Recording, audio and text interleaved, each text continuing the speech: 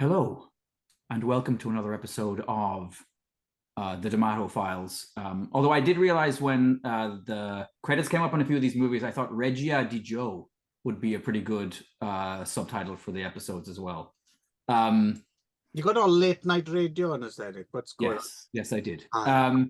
So yeah, many moods of Joe D'Amato. Joe D'Amato. So for reasons that I don't still fully understand, Gav and I have been convinced to watch every single film that Joe D'Amato made, including his, semi-legit films, and then his later hardcore output. Which is how many films is this, Clive? Altogether? Well, roughly? if we're not counting the supplemental things that we're watching, it's about 200. Yes. All right. And so actually, this is what like we're gonna think about what we've already done. We've done 3 episodes and we've done 8 films per episode so far, right? 24 plus as homework. You're doing so yeah, we're a quarter of the way through. Hurrah! Okay, well that's more than that because we've just watched the 4. Yes, it's not as hard as it looks as long as you have the time. Yeah. So we have a lot of mancock, I think, this episode. This one is really penis focused.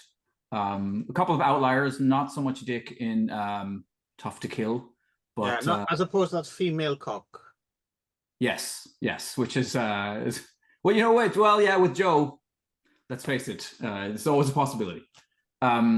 So we are starting off this time with I'm going to go out and say this. I think maybe the least impressive of all of these, fake Mondo things. Wow, complete different response from excellent. My good. favorite of them. All right. How about you, Gav? Comparing to Porno Nights 1 and 2 and Crazy Nights, and where's this stand in the pantheon for you? I kind of like this one better than some of the others. Yeah, it's kind of more of a sort of weekly world news, does porn sort of thing. It's a lot. I found it a lot more like fast paced, and if you didn't like something, there was something else along in a few seconds, and it was just quite silly and outrageous, and I'm surprised you didn't get on with it. Yeah, no, I mean, I didn't actively hate it or anything. I just thought compared to the other ones, for me, it was a bit tamer, I suppose. I was used to things being a bit more like crazy and my like picking my jaw off the floor, and I didn't do it that many times with this one. Or maybe it's just the law of diminishing returns. We watched a lot of them, and by the time we got to this one, I was like, okay, I might have seen enough Joe D'Amato and Laura Gemser do this. So this is credited to Jimmy Matthews, or in one case, Jimmy Matthews. I noticed the credit was Jimmy's a good name. But and that's usually Bruno Mattei's. Oh, by the way, just to warn you lads, I think next year we're doing all of Bruno Mattei. I've decided is probably the way to go. Is that a punishment for next year? Yeah, we'll have that conversation at a later date, Clive. You'll do it. How could you resist? Yeah, so this seems to be D'Amato and Mattei, right? Okay. Working together as director and editor, and there seem to be a few familiar nightclub interiors, maybe from Porno Nights and Crazy Nights, and what was the other one? There was another one as well, wasn't there? There was Porno Nights 1, 2, Crazy Nights, and there was another. Yes, there was. Yeah, I don't remember what it was. I forget. But... Yeah. But yeah, well, Ajita shows up again, right? So this one you kind of get one of our previous hosts, right? And she was also in other stuff as well. And then you also have Laura Gemser back in the role of main host.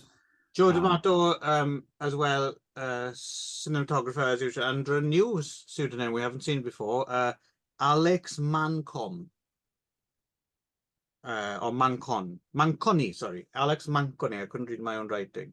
And this is Franco Godenzi, again, as the uncredited producer. And yeah, this time, so Laura is in Las Vegas Hmm. is where that's her base of operations for this one, I guess. Right. The footage of the strip and that that cowboy guy. Yes. Yeah. From what I understand nowadays, that's now the old strip, right? Like, Mhm. that's like the super seedy old strip that tourists don't frequent anymore. But I think if I were to go, I would want. I've never been to. Either of you been to Vegas? Yeah, I've been to Vegas. Yeah, yeah, Ah, yeah, oh yeah, of course, yeah. yeah. You're definitely right. Yeah, it's definitely. Yeah, you sort of. Yeah, it's a bit off the mainstream. Yeah, you can. I did go there though eventually. You went to see the cowboy who does that, whatever his name Yeah, is. yeah. Is But that it's the all. Golden Nugget? Is it? Yeah, yeah. It's all sort of. It's all sort of under glass now. I think the thing's got a bit old. You see it. You see it in almost every Ray Dennis Steckler porn film. Right? Oh God, yeah, The cowboy doing that. yeah. Does it appear in Gilliam's version of Fear and Loathing. Fear and Loathing? It I must do because it's that era, isn't it? I would have thought when it Right. was still new. I mean, I remember it was a problem because they couldn't obviously film, like it all had to be like stock footage basically that they had to process in order to show the strip as it was, though, right? Because there's not that much of that stuff left, I guess. Mm. But anyway, Laura Gemser's there. She's driving around and talking about sex, as per usual. So should we just crack on through the various vignettes quickly, like we've done in the past? Yep. Yeah. Okay. So I think it begins with a seance, right? This is the one with the there's like a floating table and kind of a vaguely gangbangy kind of a thing. I like the seance. Again, I think this sets it up nicely because this is what happens throughout this film is something kind of non-sexual quickly becomes sexual very, very quickly, and then boom, you're out and you're onto something else. And I guess the theme once again. We forgot to mention the title of this film, by the way. Right. Emmanuel and the Erotic Nights, or Emmanuel and the Porno Nights. Porno Nights of the world. Or Emmanuel and the Porno Nights of the world, right? Or EMANUELLE Porno Noti nel Mondo #2, which is slightly confusing because it's similar to the title of Erotic Nights in the Porno World, right? But we sorted it all out, so it's good. So yeah, no, this is great. This is just it's like they don't even bother to. It's just a seance. Someone gets really horny, another woman gets really horny. They take their clothes off, and they all start feeling each other up. Brilliant. And then slam. Yeah. And then slam into another black magic ritual in Austria, right? Which, correct me if I'm wrong. So the seance scene as well. Very briefly, there's some guy with like a face tattoo looking at the seance through like a two-way mirror. And then he's the guy in charge of the Black Mass. Oh, I didn't catch that. Yeah, so I thought there was supposed to be some connection between the two, but I guess not. Good music in that second Black Magic thing. There's kind of Pink Floyd-y sounding music playing over that, and a very Anton LaVey looking guy, right? Yeah, that's the guy with the bass tattoo, right? Yeah, and then like Laura Gemser teases us mercilessly by setting up. There's going to be a guy with a double dong. Yep. Fucking a couple of Siamese twins, and I'm thinking, no, we don't see that. Instead, we go to a carnival midway. Yes, straight to a fairground where a soldier throws a ball at a picture of some buttocks, which then turns into some real buttocks, and then gets a sex doll as his prize. Yep. And then they have the test your, then they have the test your strength machines, but instead they're test your cock. So you stick your dick into the machine and then the lights go up. I assume based on size, unless there was a strength test involved. If they were picking up a bar. The big gag is it's a little fellow, right, who gets it, and then it goes all to the top. Again, this is pure entertainment all the way. I don't understand what your problem is, Nick. It's great. What we got next? We got some. Oh, the magician who makes people's clothes disappear. Yes. Yep. Yep. Who is somehow still in business and hasn't had anyone complain to the management. Because this is some weird sexual harassment magic, right? Yeah. But then, just when you think his act is done, suddenly a dwarf with a big prosthetic knob jumps out, and then a huge flying cock with wings, right, comes swooping through the club. Yeah, that segment is pretty awesome, actually. Again, this is the Citizen Kane of these films. I think this is just everything's good. And then there's a strip club where you get to like pull the clothes off the girls with strings or something, like, right? They've got like tearaway clothing. Yes, there was something similar in one of the other Porno Nights ones, I think, or Crazy Nights. Oh, I do have to say, actually, Gav, there was Clive and I some time back, we watched a bunch of like Italian shark related films, and including a couple of shark related sort of like sexy mondo things. And there was a scene in one where it appeared as though these eels were coming out of holes and tearing clothes off of this woman, or like fish or whatever. And Clive was like, how did they train those fish to do that? And they were so obviously hand puppets that I was like stunned when Clive hadn't noticed that. Yes. Yeah, it was great. I went back and watched it again, and yeah, I was surprised to note that they're quite patently fake. I like to keep my. It would be hard to train a fish to strip a woman, I would think. In my mid-40s. But anyway, so I think we've seen this small pony before as well, right? I think so too, yes. Yep. Yeah, and yeah, so we see at least it's kind of just implied in this one. Slobbering on some woman's ass as well, isn't it? Like, you can see all this horse spittle. Yep. But it works. Classy. But she goes down on the pony again, implied, but implied, yes. Thankfully, in this one, and then in one of my favorite sequences, I think maybe my favorite thing, we come over here to Japan for where a couple of white people are getting a penis transplant, right? Yeah, and from a very Japanese sounding doctor, Dr. Hoochie Slim. Yes. Yeah. So yeah, the wife is not best pleased with her husband's little todger. So yes, so she gets to choose like this huge, sound like a tray of them, right? And she's like, oh, she gets very excited. And the next thing we know, we see Nick the man in surgery. There's a bloody fake cock transplant. Yeah, so this is one of these things, like we talked about this before, where you have to wonder the raincoat crowd who've come to see this, if they're not like, hang on, why am I being subjected to somebody being castrated in like, fake castrated in close-up? Like, it kind of goes on quite a while, the hacking away at his dick and the blood squirting out, and there's quite a bit of castration in these films tonight, though, isn't there? Yeah, you wonder if Joe had a worry, because you're right. Like this, especially, you're right. These 8, there's a surprising number of dicks getting bitten and chopped off.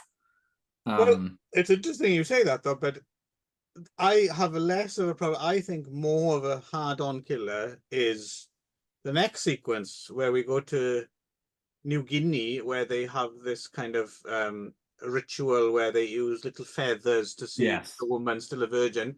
And that's fine. But then they decided, well, we better check in some footage of a boar and some other animals basically getting their skulls cracked, right? That made me go flaccid, I have to admit. That didn't really... Yeah. It's funny that... Just waiting for either one of you to step in now and go, wow, you got really into it. Yeah, I was hammering nails into a piece of board with my dick during that scene. No, I was gonna say the section with the Japanese hospital really made me think of like being on the schoolyard at the age of like 8 or 9, and somebody telling you like these things have this element of like stuff that's whispered behind the bike sheds, like I heard that there's a place in Japan where, you know, they can cut your dick off and give you a bigger one, you know. It's exactly the kind of stuff that rural children in Ireland were talking about, like, and I wonder if some of those stories that kids were sharing were from things like this. Some older cousin had seen one of these things and like, oh yeah, this must be real. Maybe a very cut version of this played in like Derry or something, and then no, I know what you mean. It does have that. Well, like you were saying, Gav, a weekly world news or something from a men's adventure magazine or something like Rich magazine or something like that. So then we have some Snow White and the Seven Dwarfs. But there's not 7, which they do lampshade. The narrator or Laura does at one point go like, please don't count the dwarves. It is amazing, and of course, I like the fact that in the end, the fully sized male gets that's a bummer. Yep. Oh yes, so yeah, here's another scene. So this scene again, like is the average raincoater leaning back, you know, dick in hand to a bunch of like fairly rough looking old ladies, kind of like, again, like their faces like right up here in the camera, right? Don't ever do that again, Nick. Sitting up and down in their chairs for like 5 minutes. And, you know, spoiler alert, I figured it out before they showed it. I was like, I'm pretty sure I know what's going on here. Yeah, I don't think that qualifies you to enter Mensa, I have to admit. Yeah, because they're all watching a muscled up dude just kind of flex his muscles and gyrate. And yes. Yeah, so they're all sitting on dildos attached to their seats, right there. No, it's another. Again, who was that scene for? Like, you know, it's for us. I guess it was for us. Yeah. Thanks, Joe. Then we go to Copenhagen, where we talk to some film directors. That's neither here. That's a bit of filler. Bubble bath. No, I wondered. It's funny because like this director guy who says I used to do art films and now I do historical porn. I was thinking about, well, that's basically what Joe D'Amato ends up doing for the entire back half of his career is historical hardcore. So, and then we do have the delightfully silly SF themed ballet, which reminded me of something out of like Cinderella 2000. You know, the Al Adams and I was waiting for a robot to come on and sing like a country and western song. You know, where do I plug it in? Yeah. Actually, I will say I did like the backdrop, the whatever it was, the painted science fiction. It looked like a prog rock album cover or something. Although you did skip over one of the only scenes that actually got my blood pumping, which was the Montreal like soap tub fight between the girls. Whatever reason that was like, oh yeah, this works for me. Good to know. And also the audience, they were really selling that they gave a shit who won. Like there was all these shots of these guys like just like raging, like off to the side, and I was like, that's. And then they really care. And then we get a little bit mean spirited again, because then we have the amateur striptease sequence, right? With extremely mean entitled men throwing rotten fruit and veg at the less than beautiful women, right? Like, get off. It reminds me, actually, oddly enough, I recently watched what's the title of that Gav, you'll know, is it the Great British Striptease, the Bernard Manning? Oh yeah, Bernard Manning. I don't know if you've seen this, Nick. It's Bernard Manning with Sue Pollard on stage, kind of judging this striptease. But what the thing about that, Bernard Manning is just non-stop, just abusing Sue Pollard through the whole thing. At one point, he calls her, what does he call her? It's something like a female Joe 90 or something like that. Like, it's a very thankless role for Sue Pollard.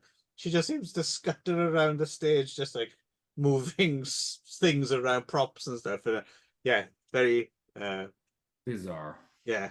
And then is it Florida where we finally go to for Yeah, I really wondered about this last chunk, where that footage came from, what the because the US and the southern US is not exactly known for being super open-minded and, liberal and, Yeah, but then again, you go to Texas, for example, and they have insane cowboy-themed gay bars and stuff, right? Like with people in leather chaps and. okay. Because I remember Johnny Rotten went to one when they were on their US tour, right? So yeah, America's just bonkers anyway, isn't it? So Right. I'm sure it doesn't surprise me that there's one community of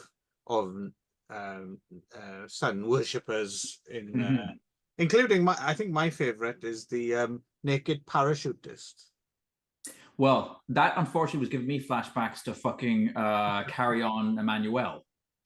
Ah, I just kept seeing Kenneth Williams' balls getting slashed or whatever it was. yeah, well, yes, you could imagine if you're not, yeah, you're down in Florida trying to chill out, and then you see some like a taint slowly getting bigger and bigger. You know what? The part from that made me laugh out loud. There was like, because all these shots of like dudes like legging it around with their dicks flapping, and then women kind of doing whatever they're doing. But then they suddenly shoot to this guy, and there's a chimp lying in the fetal position in his like lap, just kind of shivering, like it's seen something it shouldn't have seen. Yeah. Clearly, Joe D'Amato missed an opportunity there. They should have gone over and lamped him one with a with a tire iron or something, just to really get the blood pumping. So that's pretty much final that, right? thoughts on this really rather fun collection of nonsense. I loved it. This is my favorite of this bunch, I have to admit. Gav, you wanna? Yeah, pretty good. Yeah. No problem with this one. Yeah, you've almost convinced me. I mean, I still don't think it was as batshit crazy as some of the other ones, but talking about it, yeah, obviously it is. It's one you could. It's maybe a gateway drug you could show a younger child or something like that. Yeah, if you wanted to end up in what the hell is it, U-Tree or whatever the hell it's called, that investigation. Do you want to be in my gang, my gang, my gang? Right, we better cut it off there. Yeah. Okay, so next up, something for all you greengrocers out there. Papaya. Yes, I was quite pleased that Papaya Suzuki wasn't in this. Who, Gav, you probably won't know who that is, but he's is he still around? Is he still alive even? I don't think I know who Papaya Suzuki is.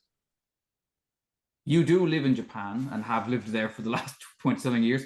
Chubby dancing comedian with a big afro. Oh, is that his name? Ubiquitous. Yeah, I just never knew. I never paid attention to him because he's spectacularly unfunny, right? Yes. Yeah. Okay. Yeah. His name's Papaya Suzuki. Oh, okay. Right. Yeah. No, I'm glad he's not in this as well. You're right. Papaya del Caribe, or Papaya Love Goddess of the Cannibals. 1978. Right. So if you like your film to start out with somebody's dick getting cut off, it's a film for you. Well, after being smeared in papaya. Yes, that's true. Papaya will lead Papaya, as played by Melissa Chimenti, who apparently is a singer, right? That's her main profession. Okay. Yes. So this one is a kind of a conspiracy theory. Starts off as a conspiracy theory film, right? Where Maurice Polly, who is in. So this is so Joe D'Amato went back to the Dominican Republic a few times over the years, but I think the first time he went, he shot 2 films back to back. He did this, and the next one we're going to be talking about, Tough to Kill, right? So yeah, Santa Dominga. Maurice Polly is there, busy, basically being quite rude and condescending to all the native people. Yeah, what are they building? They're building some sort of like nuclear power plant or industrial Well, plant. this is what, yeah, it turns out. So first he shacks up with Shirpa Lane, right, as a reporter who I believe is from she's Finnish, I think. She was Roger Vadim discovered her back in the for that was some film he made in the 60s. Charlotte, maybe, I think. Okay. And, yeah, apparently she loves cockfights. That's just how she's introduced to us. Is that she's at a cockfight. That's right. Like yelling at the cocks, and then right. yeah, Vincent, played by Maurice, shows up and. Yes. He has a very strange line delivery at some point. I can't even remember what he's talking about, but he's talking at a sudden, like, he's talking at a normal volume and then suddenly starts shouting, "Back in Idaho!" So I'm guessing that's where he's from.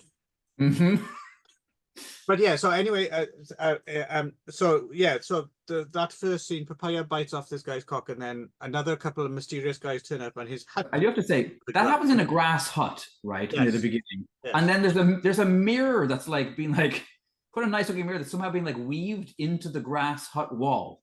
Yeah. It's a cool thing. Yeah. No, it's a shame to see it burn down. Yep. But it burned down, it does, and then the charred corpse of the man inside ends up inside Maurice Polly's kind of. He's staying at some kind of cool place as well. It's like carved into the volcanic rock or something, isn't it? It's like it's an interesting place. Yeah. I mean, it's disconcerting to go in to have a shower and find a burned cockless man. You know. Right. I think. Burned man with a cock, you can deal with that. Oh, sure. But the combination of it's too much. It's a step too far. Yeah. So yeah, it turns out he was working on this nuclear reactor that's coming to the area, right? And is Maurice Polly working on the nuclear reactor as well? I think so. I think right. Yes. Okay. I think he's been part of this whole, as the movie unfolds, right, we discover that a whole village has been basically displaced and relocated to make way for this thing, and that the people have. Yeah. So basically, it turns out that the people are fighting back, and they have a ritual of the round stone or something, right? Some kind of which Sirpalin and Maurice Polly end up at, drugged, and makes the entire run of the Super 8 that you also shared with us. There's like a Super 8 version of this film, right? From which Germany. Is pretty much just that ritual. It's pretty much that scene. They just like released that as a movie.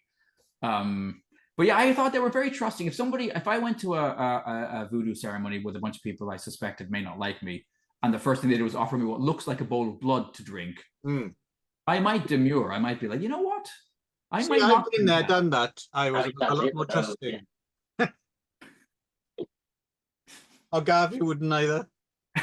This seems like a bad idea, but they're pretty well. And apparently, so it's according to IMDb that's Dakar, uncredited as the ceremony leader. Yes, the rest of it, who's in a lot of Umberto Lenzi shit from a couple of years before this. That is kind of the best bit of the film as well, I think, because overall the best thing about this film for me is Stelvio Capriani's score, right? But it really that's like it's all and all of a sudden it gets super funky and everyone's dancing around. I'm thinking, yes, this is entertainment. I mean, and actually, back to back, his score for the one we're going to talk about after this is also really good. Like it's a real thumping Eurocrime kind of soundtrack. Yeah. So basically, we turn out they don't want this nuclear reactor in town, and they're willing to kill. And there's a few like shock moments. That there's there's a sacrifice, right, and some cannibalism. But it's weird. Is thinking about it. This will occur a lot in this show. It's quite interesting. Whereas our for me at least, I will like want to see like some shocking exploitation stuff is what led us to the world of Joe D'Amato. Whereas it's no, Clive. What led us to this is you. no, what I was going to say, it's entirely you are the reason that this is happening. It wasn't because Gav and I got together and were like, you know what, we should really watch all of Joe trick D'Amato that Clive into watching. Anyway, anyway, no. But what's interesting is watching them now. It's what I mean. This isn't a great film, I don't think. But what is good about it is when it's more kind of weirdly dreamlike and kind of mellow and kind of a bit and then when the shock stuff happened, that's not really where the interest lies for me, at least. I don't know. How did you think about this? It's funny. So my very last note just says it's actually a pretty interesting concept, and the politics are kind of interesting too. But it's just not that great a film. But what it's like, some of what it's trying to say and do is I think pretty interesting. Well, it's got atmosphere, is what it's got. Yeah. I mean, beautiful place. Obviously, the Dominican Republic. We're going to see it a few times, but this is particularly shines here. Yeah, it's extraordinary to think this was entirely filmed in Pinewood Studios.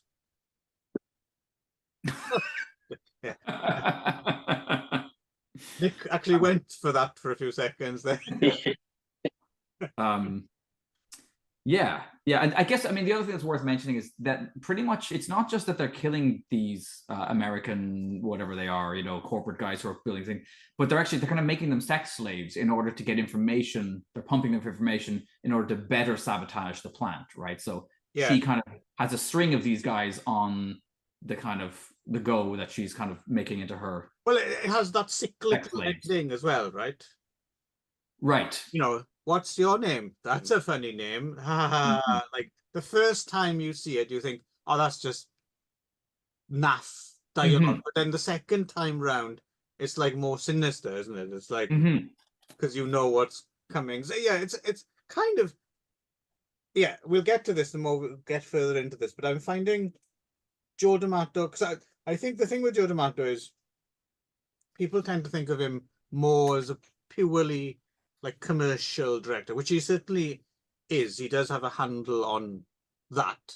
But within that somewhere, there is this strange, there's something authorish that links all these films. And I think maybe he's not necessarily given as much credit for going for mood and atmosphere and stuff as he is for shock tactics. And that's how I'm feeling thus far. Anyway, maybe you both think I'm nuts, but no, I think when we get to Beyond the Darkness, I'll have more to say about it maybe then. But I agree. Overall, I agree. Any thoughts on Papaya, Gav? I was fairly bored by it, to be honest. Yeah. I mean, calling it Love Goddess of the Cannibal, it's not really a cannibal film at all, really. You know, trying to make it out to be some lost Italian cannibal film, a bit, you know, inaccurate. Well, yeah, kind of. That's what my point is in a way, is that I think if you're coming at it for that stuff, it is a bit of a letdown, right? But if you kind of if you're looking for something else, then there's some interest to be had. But no, you're quite right. You know, if you would have picked this up off the shelves expecting, you know, Cannibal Holocaust or Pharaohs or something, then I did wonder where that whole sort of nuclear power plant plot came from, though. Wasn't a big film around at the time about a nuclear power plant or something? You know? I was thinking maybe the China when did Silkwood come out? I was thinking maybe the China Syndrome or something like that, but I think that China Syndrome would have been around a year later. That might be about a year later or something. So I don't know, maybe it's in anticipating that or something. Well, but that China Syndrome was based off the Three Mile Island, right? So that would have been the news, I guess. In the news, yeah. So, yeah. Right.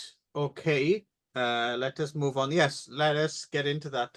The awesome Stelvio Cipriani score for Bring Me the Head of Peter Jackson, I believe, is what this is called. Right, that's right. Yeah. It was actually quite uncanny, actually, at moments where I was like, "Fuck, that skeevy guy looks like." It's like maybe he'd run off from the set. He was, adapting a poem by J.R.R. Tolkien into a 9-part film or something like that, and then went mad. And then they had to send Luca Miranda out to get him back. Yeah. I assume. So again, the Dominican Republic shot back with Papaya, I believe. With Cipriani, really playing really fun. Yeah, he elevates proceedings considerably. Yeah, when everything's get a bit boring, that soundtrack comes in, and you're like, "Yep, I'm enjoying this." You could pretty much you could set, like, I don't know, slow motion footage of Dot Cotton knitting to this theme tune, and that would work. Actually, I might do that now this weekend if I got a project. Yeah, so Luke Miranda, who I have to say is better in this than in most things. He's an actor who I like in about two of the many films I've seen him in. One of them is like Kidnap Syndicate, where he plays a mechanic whose son is kidnapped. And he's not bad. He tends to be quite wooden. Although I would be interested in going to his antiques shop that he has in Rome. Last time I was in Rome, I went to Profondo Rosso, the bookshop that's run by what the fuck's his name? Luigi Cozzi. Yeah, and got to hang out with Luigi Cozzi for like half an hour and just talk about movies. He's very, very happy. If you're ever in Rome, just know that Luigi Cozzi is very happy to have foreigners come in and talk shit about Hercules. I brought Clive up when I was there. I've been to Rome, but I couldn't find it. So I'll Google map it for you and send it next time you're there. It's well worth a visit. But anyway, but apparently Luca Miranda has an antique shop somewhere in Rome as well. So that'd be weird. Are you going to go there next time you're in Rome and talk antiques with Luke? I think so. And tell him, you're usually quite wooden, but that film where you're a mechanic's good. Yeah, that was not bad. And this one, I have to say, it I guess because it doesn't involve that much range, but I thought he was fine in. So he's a mercenary in an unspecified war zone, right? Where in Africa though. I mean, it seemed to me. Yeah. Because there's quite a lot of casual racism in this film. And not casual. Casual. Like formal and yeah. Yes, Percy Hogan. There's like there's a scene where Percy Hogan is basically inside like an open septic tank, right? Yep. While Peter Jackson threatens to cut his head off, and he has to duck under the water. That's fucking horrible. That is. That's. Yep. Yeah. I'm also glad that we're just now going to refer to him as Peter Jackson. I'm sure Peter Jackson will be very pleased. Yeah. Well, it's a lesser known film in his filmography. Yes, and of course these mercenaries are trained by none other than Donald O'Brien. Yes, as Haggerty, right? He does this kind of stuff really well, and I also think he's great in Images in a Convent, which we're going to talk about shortly. Because he's just he's got he's like ramrod straight, and he looks the part. The only funny thing is he's playing like an English mercenary. But it's someone else plays the Irish one. Yeah, and it's him doing his own dubbing. So his English accent is very intermittent, and a lot of the time it's just his Irish accent. And then you've got a guy doing an awful, Chief O'Hara, like your accent. Like my Irish accent. And so it's a bit that's a bit weird. But anyway, I think he's quite good in this, I thought. We should mention we watched a composite print as well, which runs about 96 minutes, and it's got some subtitles for some of the bits that weren't dubbed into English. Thank you to Luigi Bastardo, which I probably Cinemageddon upload. And we got someone dropping some hot wax on a rabbit. Yeah, what's with the Polish guy and the rabbit in his pocket? They don't really get to the bottom of what that's all about. But it's as soon as you see it, it's only a matter of time before something bad happens to that rabbit, right? Like rabbits don't tend to do well in war zones. Probably one of the more healthy relationships between people and animals we've seen in the show for a while ago. That is true. Don't kink shame, Gav. Yes, all things bright and beautiful, all creatures great and small. So, Tough to Kill, I kind of quite like. I'd seen this actually not that long ago, so it was quite fresh in my mind. But it's junk. Don't get me wrong, it's junk all the way. But it's quite fast paced, sweaty, manly jungle junk that I kind of quite enjoyed. And again, aided immeasurably by that score. I think if you take that score away, that makes a huge difference. But with that score, like yeah, anytime it starts to flag a little bit, just comes back in and you're like back on board. I'm not gonna, I'll be honest, I'm not gonna even bother asking you, Nick. I know you enjoyed this film. So I'm gonna ask Gav how he got on with Tough to Kill.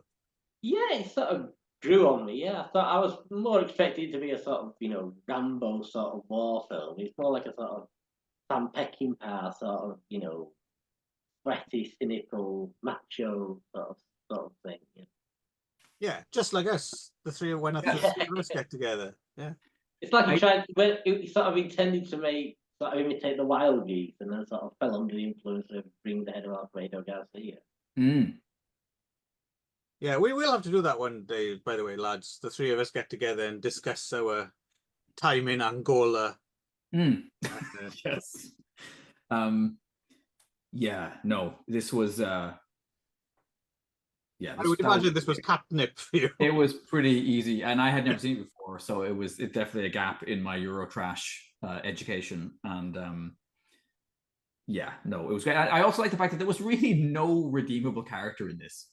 Like they were all kind of assholes of varying levels. And I always like a movie that has the guts to give you nobody to really root for, no character that you're, and then there's a bit of a twist ending, and it works fine. I was reading some reviews, people were like, oh, I could see it coming a mile away, but I didn't. I was quite pleased with the way it all played out. So yeah, I appreciate this kind of film when they do like, and again, I think I'm wondering if that's why it's a genre that isn't necessarily welcome nowadays. Is I don't think you can do a film with a bunch of tough mercs where they're all like quite nice to each other and not throwing around racial epithets and like just being full on assholes. I think because it loses a certain authenticity, right? yeah. So I'm wondering if this kind of man on a mission, sweaty man on a mission film is I wonder if it'll ever make a comeback, because it might be a hard sell in today's environment to make it authentic. Yeah.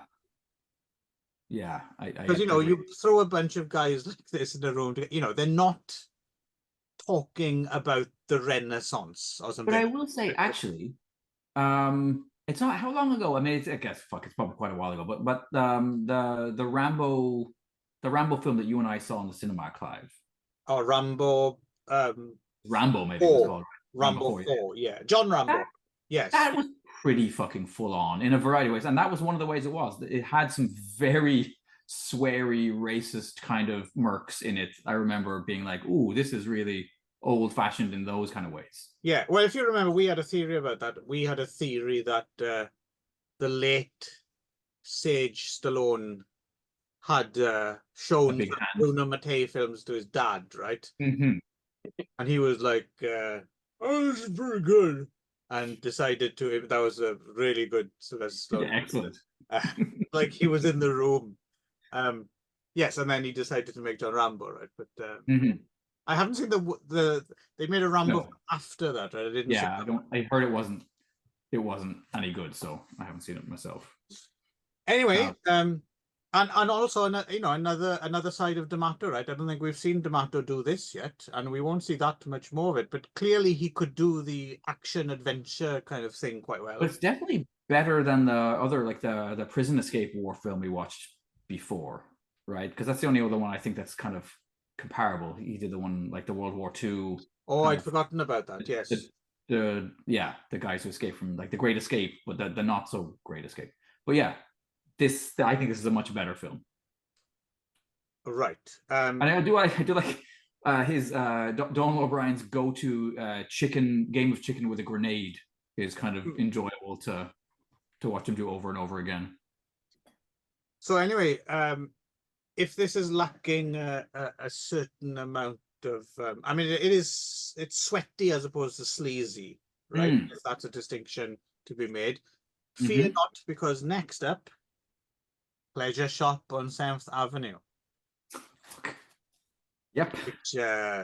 Which is definitely sleazy. I mean, yeah. This one, yeah, so this is an interesting one. I mean, so this is shot in New York as well, New York City of 1978. So if nothing else, it's a bit of a treasure trove of there's a lot of 42nd Street marquee stuff to catch, right? I mean, there's one that's showing had his finger on the freeze frame for some of these scenes, because you have I spotted 7 to Snowy was one of the marquees. Speaking of Snow White, I think Bob Chin's Love Slaves is up there. Yeah. But then there's a double bill of Tintorera, Tiger Shark, and Bring Me the Head of Alfredo Garcia that I would have, if I had a time machine, I would be right there for that. Yes. Yeah. No. What that same marquee for those two is also in Night of the Juggler. Yes. So that must have been shot around the same time. Ah, interesting. Yeah, I wonder if they bumped. Oh, sorry. Yeah. Joe and his team bumped into the people making the Juggler. But it's interesting as well that I mean, a lot of these cast weren't in anything else at all, right? This is like the sole film they did. But anyway, yeah. So Joe D'Amato, except for rat-faced Ettore, whatever the fuck his name is. I will get to him because yeah, I like him quite a bit. From a script by Tito Carpi. Score by Bruno Biriaccio, which goes a little bit Taxi Driver towards the end. Help but notice. So this one is it's a heat wave in New York City, and a couple of crooks. One played by Maximilian Vene, who I don't think was in anything else. Nope. And Ernesto Colli, who Clive and I saw not too long ago in his very last film role, actually, where he was in Pierno La Peste or Pierno the Pest. You remember that fucking thing? Oh, is he in that? Was he? Yeah, it was his last. It was an awful piece of shit Umberto Lenzi comedy film with a grinning man-child buffoon, like several steps below Adam Sandler.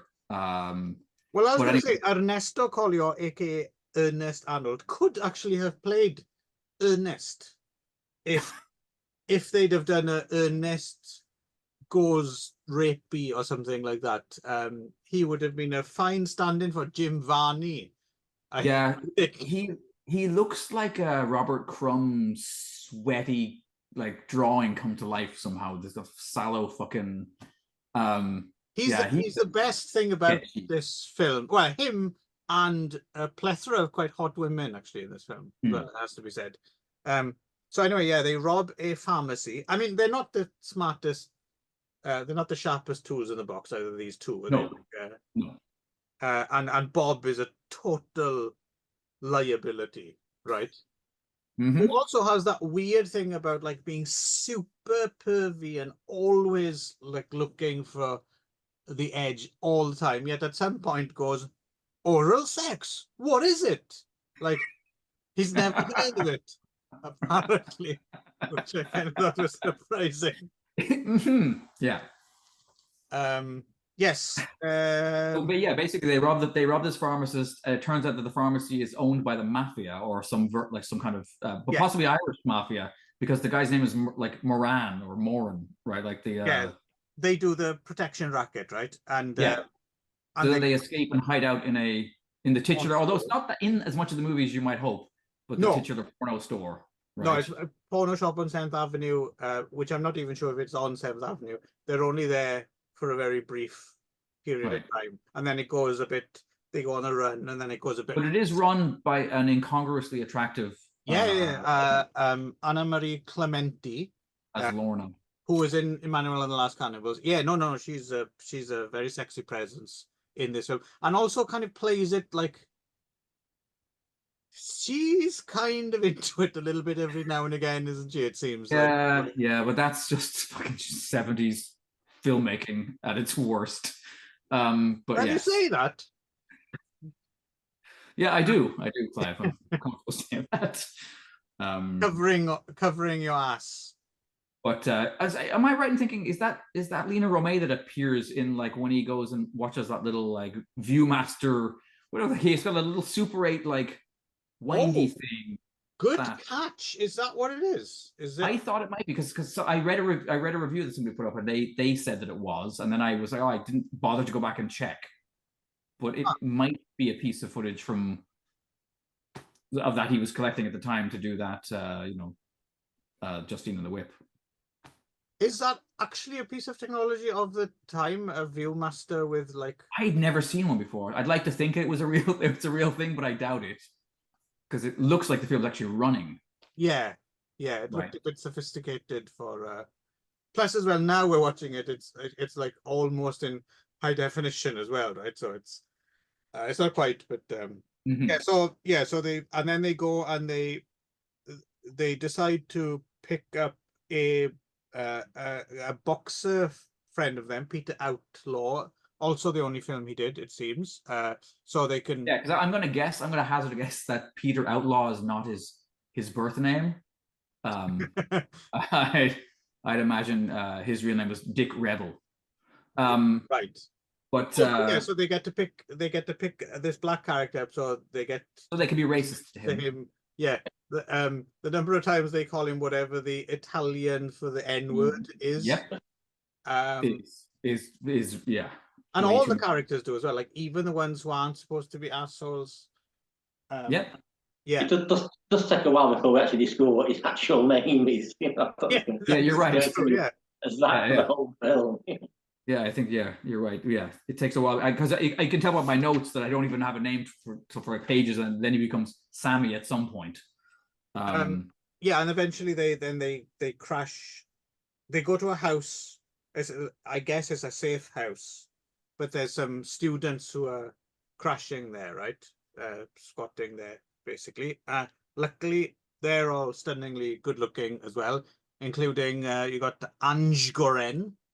Who was in some other film, and what's her face?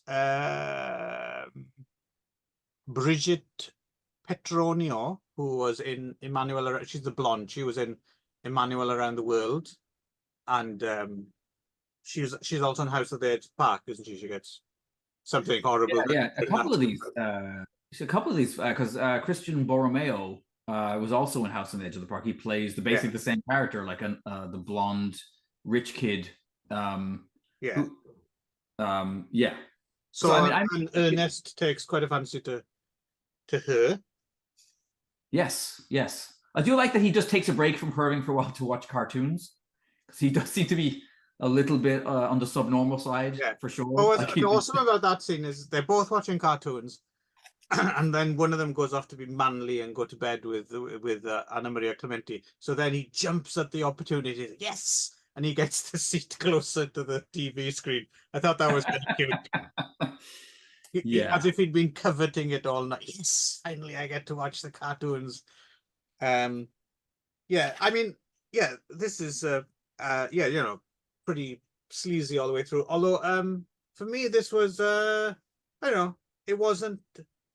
I thought this would be a bit more propulsively entertaining. This a bit languorous and not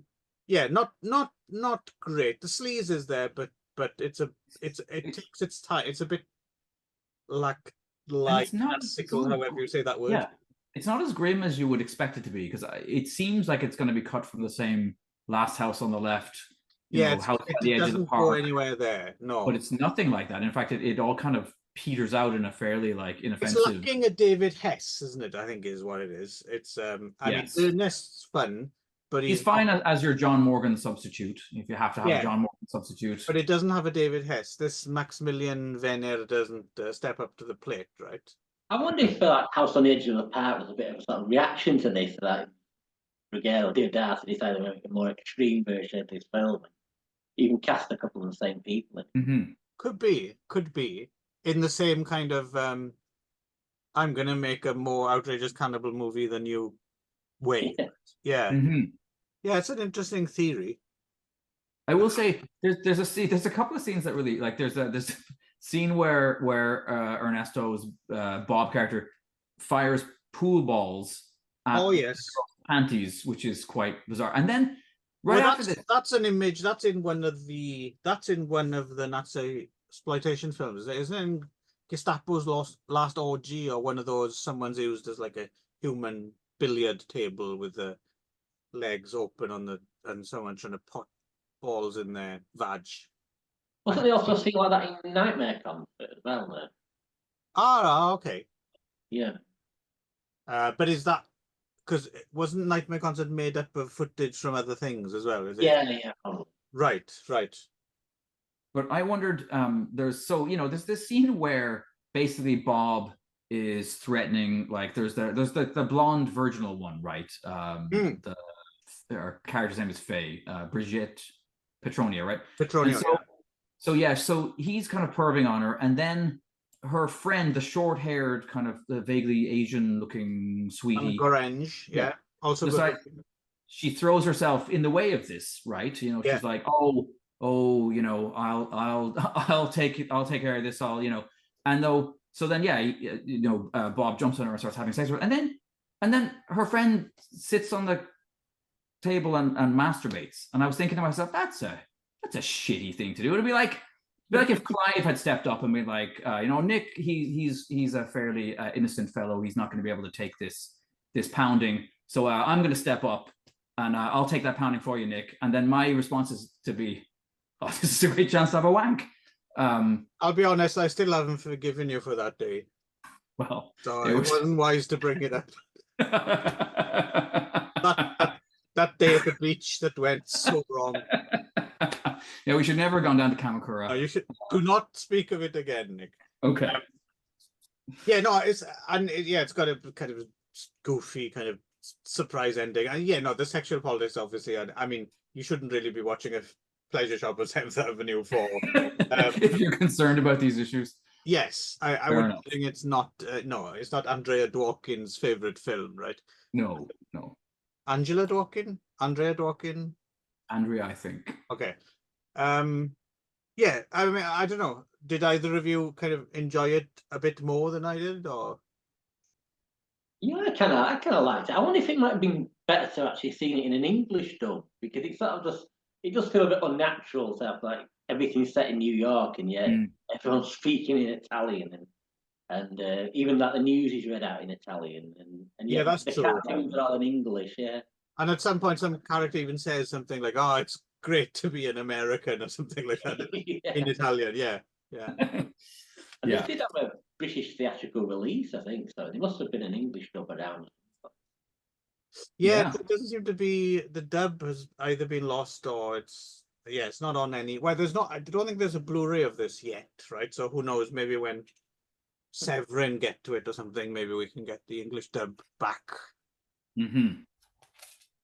Anyway, I'm fine with it. It's just I think it wasn't. In a way, I'm almost kind of happy it wasn't as ugly as it might have been, given who directed it, given the subject matter.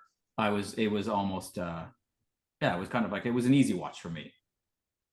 So anyway, yes. So we go from pleasure shop, and a synonym for some people for pleasure shop is convent, and here we are, images in a convent. So no, this is kind of a slightly different beast. I would say. What happens here then, Nick? You're the Catholic. Well, yes, that's true. I am the resident Catholic. Yes. Basically, a young lady, a young countess, kind of woman called Isabella.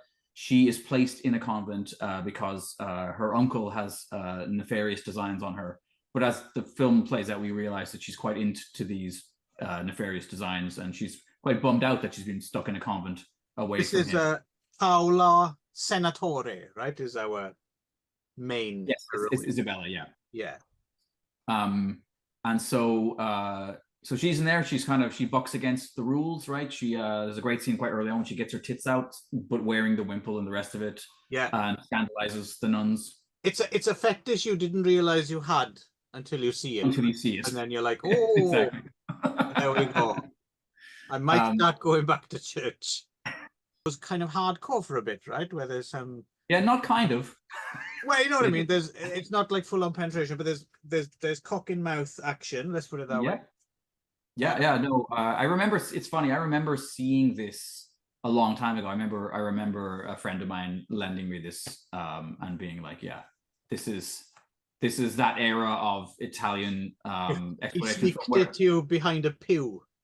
Exactly. Where every now and again you're like, "Ooh, I wasn't expecting to see." Yeah, that was a surprise. Well, it's nice to see it now in HD, so you can see it properly. Because it's, you know, as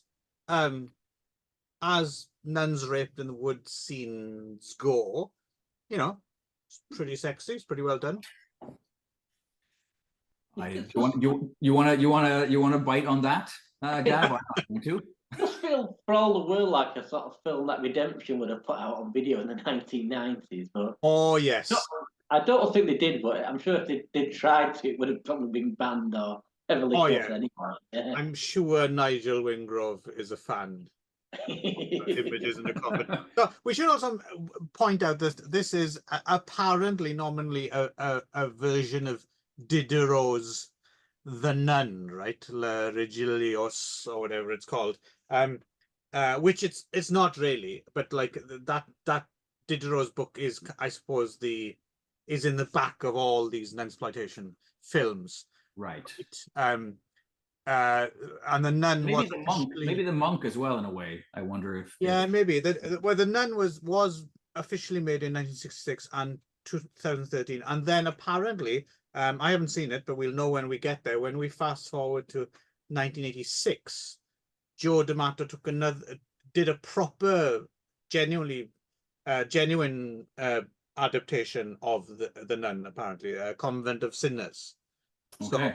So when we get there, we'll be able to compare. Although I don't know, just that aside, that it's not really an adaptation of Diderot, very, very, very loose. Just in terms of, you know, I mean, all nunsploitation is pretty much the same kind of thing, right? So it seems to be splitting hairs a little bit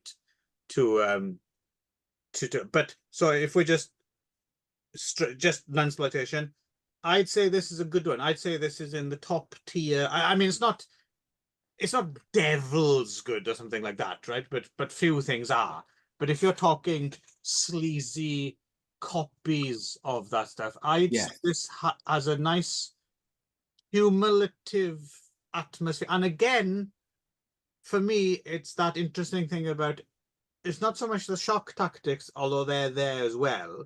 It's the fact that he's building up a real dreamlike atmosphere.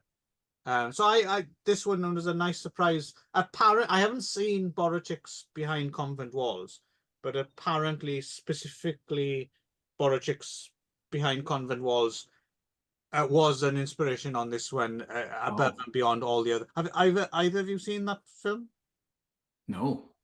Yeah, I didn't have time to watch it in time for this, but apparently that's the one that was, I mean, like I said, they're all pretty much the same film, right? But apparently Beyond Convent was like the specific, because that was a hit like the year before. Okay. I will say though, I mean, and I agree with you, I think this is definitely top tier nunsploitation. But will anything ever match School of the Holy Beast by have you ever seen that, Gav, the Japanese nunsploitation? No. Oh, strongly recommended. Yeah, you would love that, Gav. It's brilliant.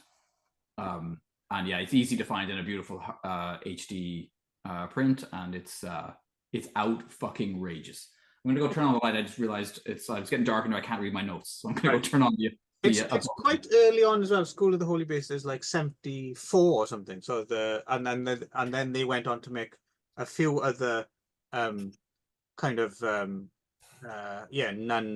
non-pink films in Japan, which is what I love about that is how purely commercial it is as well, because it's not as if there's a lot It of wouldn't resonate, would it? There in the same way, would it? no, exactly. It's not as if there's a whole history of Catholic schools and nunneries and convents in Japan, right? So it's just that's what's cool about that School of the Holy Beast. Is one of the things I like. It's Narifumi Suzuki, right? What I like about it is it's just yeah, young Japanese woman goes to a convent, and yep, we have convents, like, and it's not mentioned. No one says, "Ah, isn't it the news?" It's kind of weird. Going to a convent and nothing. No. We're just going to a convent because in movie world, we have convents, right? Yeah. Yeah, no, good call, Nick. I would say School of the Holy Beast is a kind of different from this again, but then some things in common, I suppose, that also has a slightly dream-like, trippy kind of vibe to it, right? No, thumbs and cock up for me for Images in the Convent. How about you, lads? Well, Nick, Yeah, you agree? enjoyed quite a bit. Yeah, quite a red-blooded example of the genre, that's for sure. Yeah, no, it's yeah, definitely a wreck, as the kids say. So now we're gonna have to do a bit of a fancy detour here, right? Like a chicane. Oh wait, are we talking Dave Tough? Well, yes, we're talking primarily we're talking Justine and the Whip, right? Or which it's a bootleg DVD that has that title, or the actual on-screen title, which we get like 4 times. Yeah, for some reason. Justine. I thought it was a trailer at first. I thought, oh, Right. they put a trailer on there, but no, that is the yeah. So, but before we get to it, because we did a bit of homework that we didn't actually need to do in the end. So I do apologize, lads, but I was led to believe that Justine and the Whip, and we'll get into exactly what that is in a minute, was originally supposed to be Jess Franco's remake of his own Marcus de Sade's Justine from 1968, of course, based on Marquis de Sade's book, Justine. Turns out that's not true at all, right? It's Justine and the Whip has got fuck all to do with Justine. Did either of you have a chance to watch Franco's Marquis de Sade's Justine from 1968? Not recently, but I have seen it before. Gav? Yeah, I've seen it a long time ago. Okay, I hadn't seen it before, so I watched it for this. Just we needn't dwell on it. It's surprisingly, yeah, it's a bit, I don't know, it doesn't really work. I mean, it's got Romina Power, who's Tyrone Power's daughter, as Justine, and she's super cute and vulnerable looking, good casting. Apparently not much of an actress according to Franco, and she gets her kicked off, and that's all good. I enjoy that aspect of it, but it's not full throttle exploitation. And Klaus Kinski's in it, and Marquis de Sade like not saying anything. But the best thing about the whole film is Jack Palance, right? Who apparently was just on the sauce the whole time, drinking red wine from morning to night, and you can tell he's fucking outrageous. He's having such a good time in this film. And it's interesting because we're going a slight Franco detour here. So it's interesting, this period. So this is his Harry Alan Towers period, right? Where he was working with much bigger budgets than he normally got to work with. And he did all those Fu Manchu films and stuff like that. And reading Stephen Thrower's 2 big Franco books. Essential purchases for all you out there who haven't bought them yet. Just brilliant books. But like he points out, it's quite interesting that yes, this period of the Harry Alan Towers films probably not gave him his career necessarily, but definitely made him, those are the films that elevated Jess Franco to being a name that people recognized, right? But ironically, they're kind of his less interesting films, maybe because he does have these big budgets and everything. They're not purely insane kind of Franco all the way. Like, well, we'll talk about Shining. It's not Lulu's talking asshole, is what you're saying. No.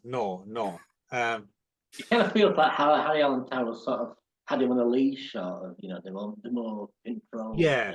Okay. Yeah. I'm wondering if he might have done better with a Dick Grandel.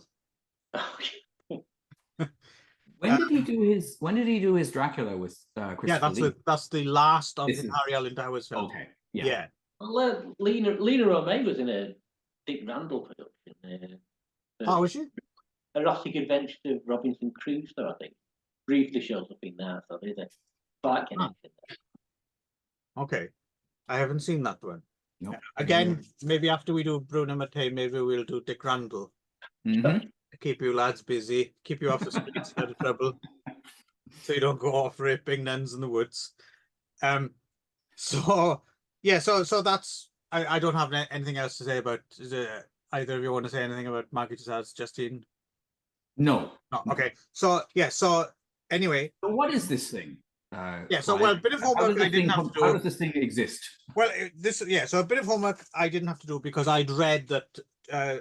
So Justine and the Whip started. So apparently, the way I understand it is, it was released originally in 1975 as a hardcore film in France, and that version has since totally disappeared. Okay. And then at some point it got into the hands of the Italians, Franco Guardenzi particularly, and then they also managed to get their hands on Franco's two other films, Midnight Party and Shining Sex, which we'll talk a little bit about. And then they Shogun Assassined it together. Yes, and then either Joe D'Amato or Bruno Mattei, or both of them, under the pseudonym Dave Tuff. I think it was mostly Joe D'Amato, but I think Bruno Mattei might have been editing, although considering Joe D'Amato's job as director is basically editor, here it's a bit confusing. But basically they put together this film, which is, if I get my notes straight, hang on. It won an award, I believe, for worst pubic continuity in a feature film. That's right, at Stitches. So it's 48 minutes of the original. It's actually, the original film was called Giulietta 69. Okay. And then the remaining 34 minutes is from Midnight Party and Shining Sex. So did either of you have a chance to watch either Midnight Party or Shining Sex, or know them already? I may have seen them many years ago when I went through a period where I was obsessed with Lena Romay. I have a feeling that I did see them both, but it's been so long ago I wouldn't. But it's pretty obvious when you watch this which segments are from, right, the Juliet 69 film, and then which aren't. But Right. I How about you, wouldn't Gav? identify which. Yeah, I watched them all. Yeah. Yeah. So yeah. So before we get into Justin the Whip, I suppose since we went to the trouble. So yeah, Midnight Party is, well, it's a comedy, isn't it? Oddly enough, it's Franco doing a kind of knockabout comedy. Is that how you? That's how it kind of came across to me. I mean, it wasn't funny, but I think that's what it was trying to be. Yeah, so very, very like silly and sort of, probably not what you'd expect from Jeff Franco, and yet, even though this film shares the scenes with it, but this one's so like dark and depressive, and yet the other one's the Midnight Party, so like wacky and sort of lots of like breaking the fourth wall and stuff like that. Yeah. Ridiculously, they both came out. So yeah, so it's the same year as the original cut of Justine and the Way, or Julieta 75, right? And it's it's reminded me a little bit. I'm wondering if it was supposed to be like a throwback to like those like serials, like The Perils of Pauline, or that kind of, like a sexy young woman finding herself, being abducted and in various scenes. And then Jess Franco has quite a substantial role in it as like an interrogator, right? Who turns up to beat up Lena May. And yeah, I mean, it's an odd. It wasn't funny, but it wasn't boring either. But it was definitely an oddity, maybe for the Franco completist. And then, of course, Shining Sex is just fucking amazing. What I'm kind of curious, actually. How did you get on with Shining Sex, Gav? And was it your first time watching it, or had you seen it before? No, it was the first time watching it. Yeah, I don't know. I was fairly bored with that one, actually. I didn't really get into that one. You didn't get into Shining Sex? No. No, I don't think anyone does the first time they see it. I think that's the thing. Like, I remember being kind of being impressed by the audacity of it, but not finding it much of interest. Much the same for you when you saw Shining Six back in the day, right, Nick? Yes, yeah. Have you had an opportunity to go back and revisit it? No. Okay, I mean, the thing with Franco is you it's an acquired taste. It's an acquired taste, right? And my reaction to Shining Sex, both times I've seen it, night and day. First time, like, what the hell is, okay, fair play, someone had the nerve to release that upon the world. I watched it again about a year ago. I thought it was fucking amazing, like totally mesmerizing. Like as personal as like a David Lynch film or something like that. Like, it's, yeah, once you get the taste, yeah, no, I get it. I understand it's not for everyone, but one day if you watch some more Franco and you get a taste for it, I guarantee you this will shoot up to become a masterpiece in your estimation, Gav. Maybe it'll grow on me, I don't know. Yeah, no, but it's one of those things that the switch has to go off, I think.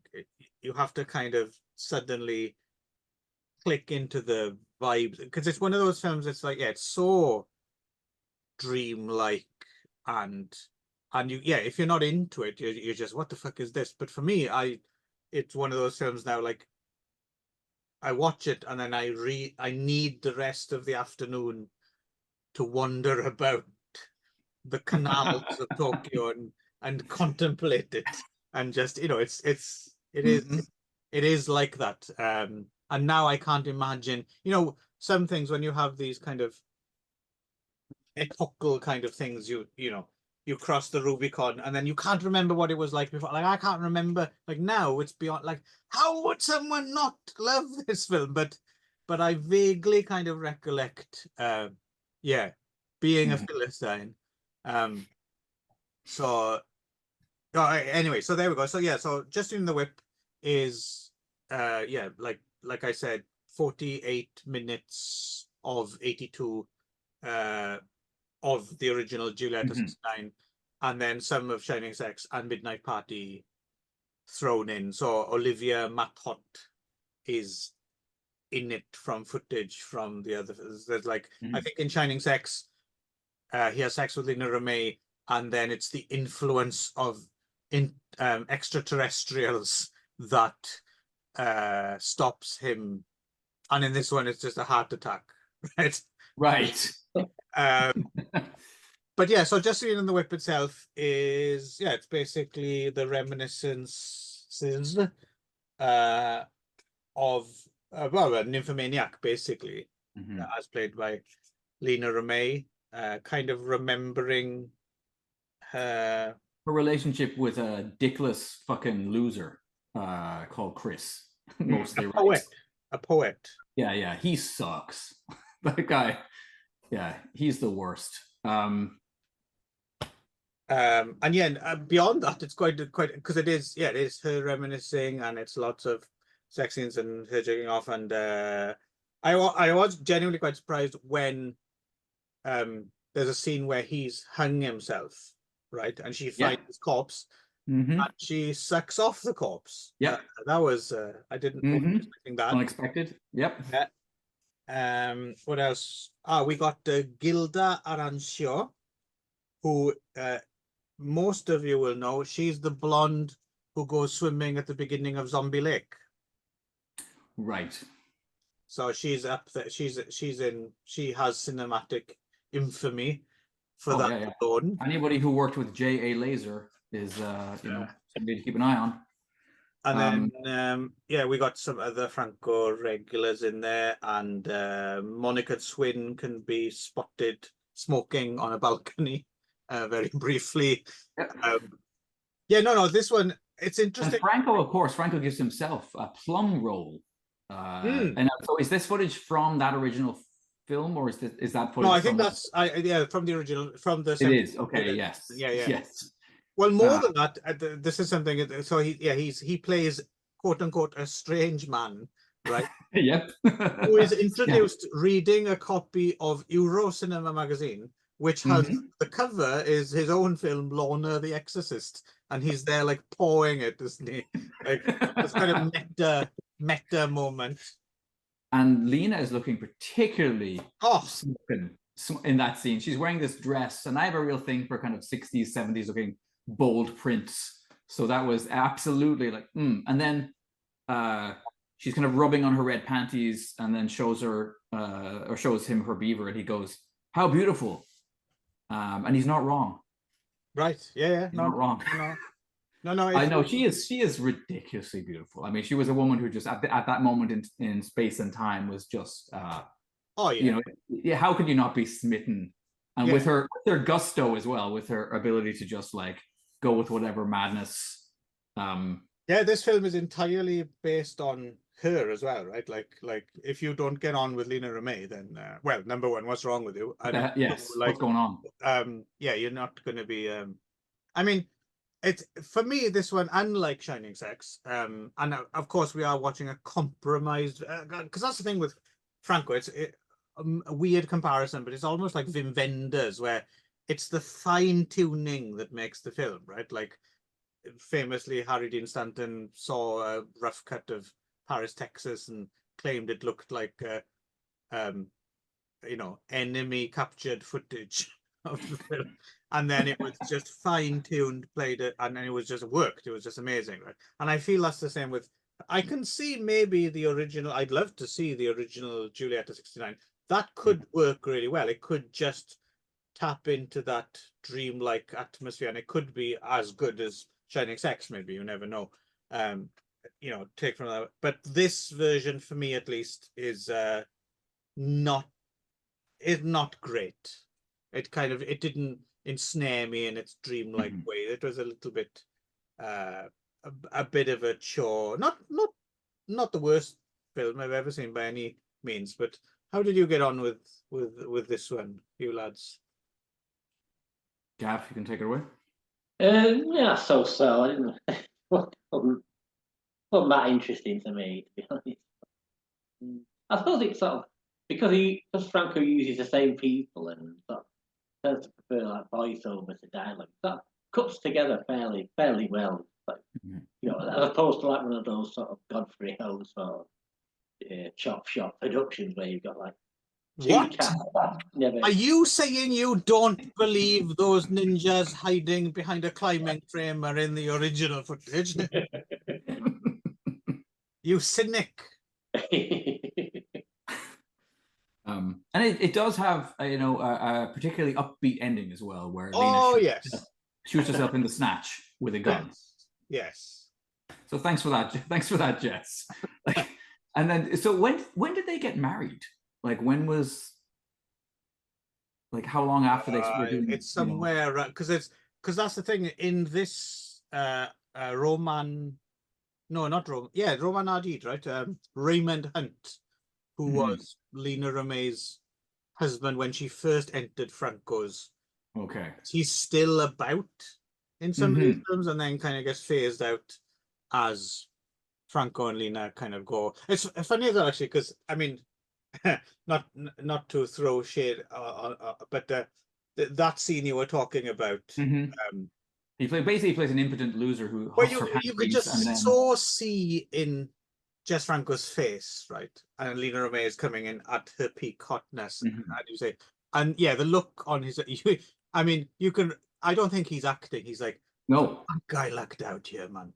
Jesus Christ. How did I get this? This is, you know, not only I have this, super hot new bride, but also she does whatever I tell her to do in all these films. And yeah, Mhm. clearly amused, right? Clearly amused. And they were together until his death, right?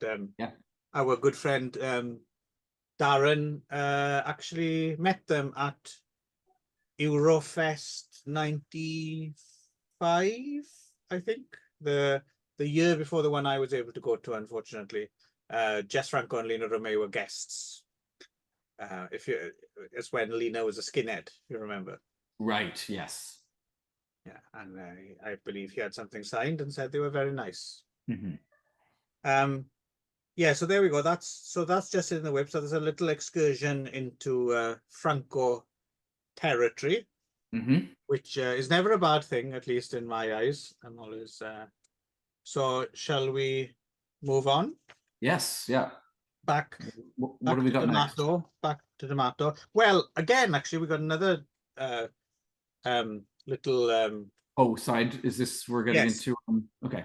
Yeah, so we are going to talk Beyond the Darkness, Boy Omega, but turns out that is a remake of The Third Eye from Yeah, 1966. this is fascinating to me that I didn't know that, and it's weird to me that I have seen Boy Omega a couple of times before, and that I had not seen, just because, you know, surprise, surprise, I'm a big fan of Franco Nero and spaghetti westerns and the rest of them, the Eurocrime films he did.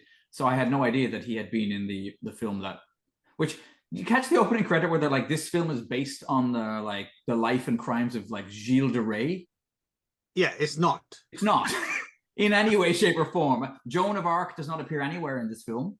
Yeah, so for those who don't know, yeah, the original Gilles de Rais was a knight, a 15th century knight who fought alongside Joan of Arc, and also was a serial killer of children. Children, yes, and also into black magic and yes, all this stuff. And it's interesting, if you go down this rabbit hole actually on the internet, you find out that there's this whole kind of theory that some people dispute and some people that he's one of the historical antecedents for Charles Perrault's Bluebeard. Yes, character yes. as well, right? And I'm wondering if that's what they meant, because he has several, not wives, but he has women that he keeps at the house. I'm wondering if that's the connection. Okay. Is the Bluebeard thing. I think that's maybe so yeah. Funny, the casting of the young guy in D'Amato's film made more sense to me once I realized that Franco Nero had played the original, because although we don't see his baby blues, Franco Nero has these very pale, intense, icy blue eyes. And then the guy who they cast to play basically the same character in D'Amato's version is also quite striking looking. Well, interesting as well that yeah, so I'm assuming Franco Nero, I'm not quite sure which way around, but at some point left the set of The Third Eye and then went to play Django like the same year. This is incredible to me, because they're such different performers, and it's a good example of how good Franco. Because it's funny, when I was watching this until towards the end, I wasn't quite sure if Franco Nero was. He's obviously giving a committed performance, but I wasn't quite sure if it was good or bad. Like, I couldn't quite figure it out. But then as the film kind of gets towards the end and it gets a bit more cumulative, I realized, oh, okay, it is actually quite a good performance, because there's like scenes, for instance, when a car goes over a cliff and you don't quite know yet that Franco Nero is a little psychopath. Like, he's an annoying git, but you don't know that he's a psychopath. And he does this reaction thing where he's like, oh, but he's got like a smile on his face. Yeah, it's so weird. I was like, what the hell is Franco Nero doing here? And he does this where he turns Yes. Like off to the it's very weird. Yes. But then when you kind of figure out what his character is, it kind of clicks into place a little bit more, and you think, okay, Franco Nero isn't just being weird for the sake of it. Like, I think he is trying to do something here with a kind of weird, interesting character. It doesn't really. I don't think it really. This film. It's interesting as well. You say like you didn't realize that Boyomiga was a remake, and it's funny. You watch The Third Eye, and then you watch Beyond the Darkness, and you see all the things in common, and you realize, oh yeah, obviously it is a remake of this film, and apparently The Third Eye, even though it's mostly forgotten now, was quite the scandalous film when it was new, right? Yeah. But on the other hand, it's quite understandable why no one would have picked up on it, because they're so different. Like, even watching them back to back, they're like so different. Agreed. Despite having the elements. So I found that kind of interesting. So I'm glad I watched this as homework, and it's kind of interesting. It's also filmed at Villa Parizzi, which is the place where they shot A Blood for Dracula and Burial Ground. Oh fuck, that's a pedigree. Wow. And Patrick Lives Again as well. Ah, yeah. It's filmed there. Patrick Viva Ancora. Yes, yes. So it's a place with an interesting pedigree, and of course you got Ruggero Diodato and Ernesto Gastaldi as assistant directors, Sergio Martino as a production supervisor. Apparently the music is reused from that film, The Ghost, the Barbara Steele film. Oh, I thought, yeah, okay, that's interesting. Yeah, Erica Blank's in it. Yeah, I wondered. I mean, it's kind of like it is a kind of a gothic, like proto giallo as well in some ways. Well, my takeaway from it, the thing it reminded me more than anything else, as well as of course Hitchcock Psycho. Yeah, and this fits is. Do you remember that string of psychodramas that Hammer was making through the 60s, like Scream of Fear and Nightmare and Maniac, and I think it might have been the success of those Hammer non-gothic psychodramas. It felt like one of them to me, and yeah, like you said, obviously a little bit of proto early giallo in the mix as well. How do you get on with The Third Eye then, lads? Gav, you can go take it away. Yeah, quite like it. It's surprising how it's sort of been forgotten these days. I think I first heard about it a couple of years ago. I think there was a bootleg copy going around and got reviewed in Video Watchdog, and yeah, it seems to have like sort of fallen through the cracks, really.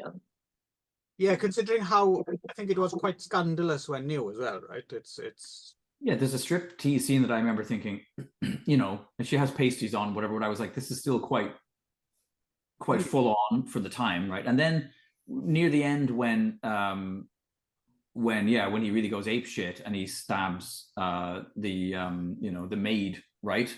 It's in fact you could tell that it was a composite. That part of the print was composite, right? Because it had clearly come from the German version of the film, because it was quite a bit longer and quite a bit rougher than it would have been quite otherwise. intense. Yeah. I was like, oh, this is again for a movie of the era, it was a bit meaner, a bit rougher. Yeah. So notable. Maybe not a great film, but yeah, no, definitely worth a look, and certainly if you're a Beyond the Darkness fan, it is kind of fascinating to see how, I mean, there's differences, we'll get to that in a minute, there's major differences, but also how similar as well. So yeah, if you had told me that I would have found the Joe D'Amato remake of a Franco Nero movie to be the better film, I would have said that's very unlikely. But it turns out to be the case. And before we even talk about this movie, I'll say this movie was actually what started my reappraisal of Joe D'Amato. I was in Japan maybe about a year, and I got a copy of, at that point, like quite a nice print of Beyond the Darkness. So this is like 2002, 2003. I'm wondering if would it have been the VHS from the Shinjuku Sataya? Because I think that's what I got. Maybe, but I remember it was much more. It was like, it wasn't like a really grainy, like it was quite No, it was a nice, yeah. Yeah. I remember, my first year in Japan finding, because obviously coming straight from the UK, you weren't able to see Beyond the Darkness legally. So I remember seeing it on the shelves and think, oh, I'll get that. And it would have been the English dub as well. And so I remember watching it and being like, oh shit, I may have misjudged Joe D'Amato. I had the impression at that point that he was just an absolute fucking hack, that his films were boring and that they had no redeeming value whatsoever. And I remember at that time wait a few episodes, that might come back. Yeah, it may be based on some of the films that we'll be talking about later on. But I remember the first time seeing this being quite taken by it, and then returning after all these years to it again. That hasn't changed. Again, I'm like, this film has something going on in its atmosphere, in its it doesn't get hurt by a pretty solid Goblin score, right? No, it's the Goblins. Oh, score by the Goblins. It's but no, the whole score. It is a good score. Oh, yeah, great music, great atmosphere, great cinematography, as always. But again, you couldn't tell, because back when I was watching these films the first time, they were all such shit prints that you lost that side of Joe. You just didn't see what a great cinematographer he is, right? Because they were inevitably pan and scanned and grainy, dark, shitty looking prints, right? Would this have been a classic viewing from the catching up with the Video Nasty era for you as well, Gav?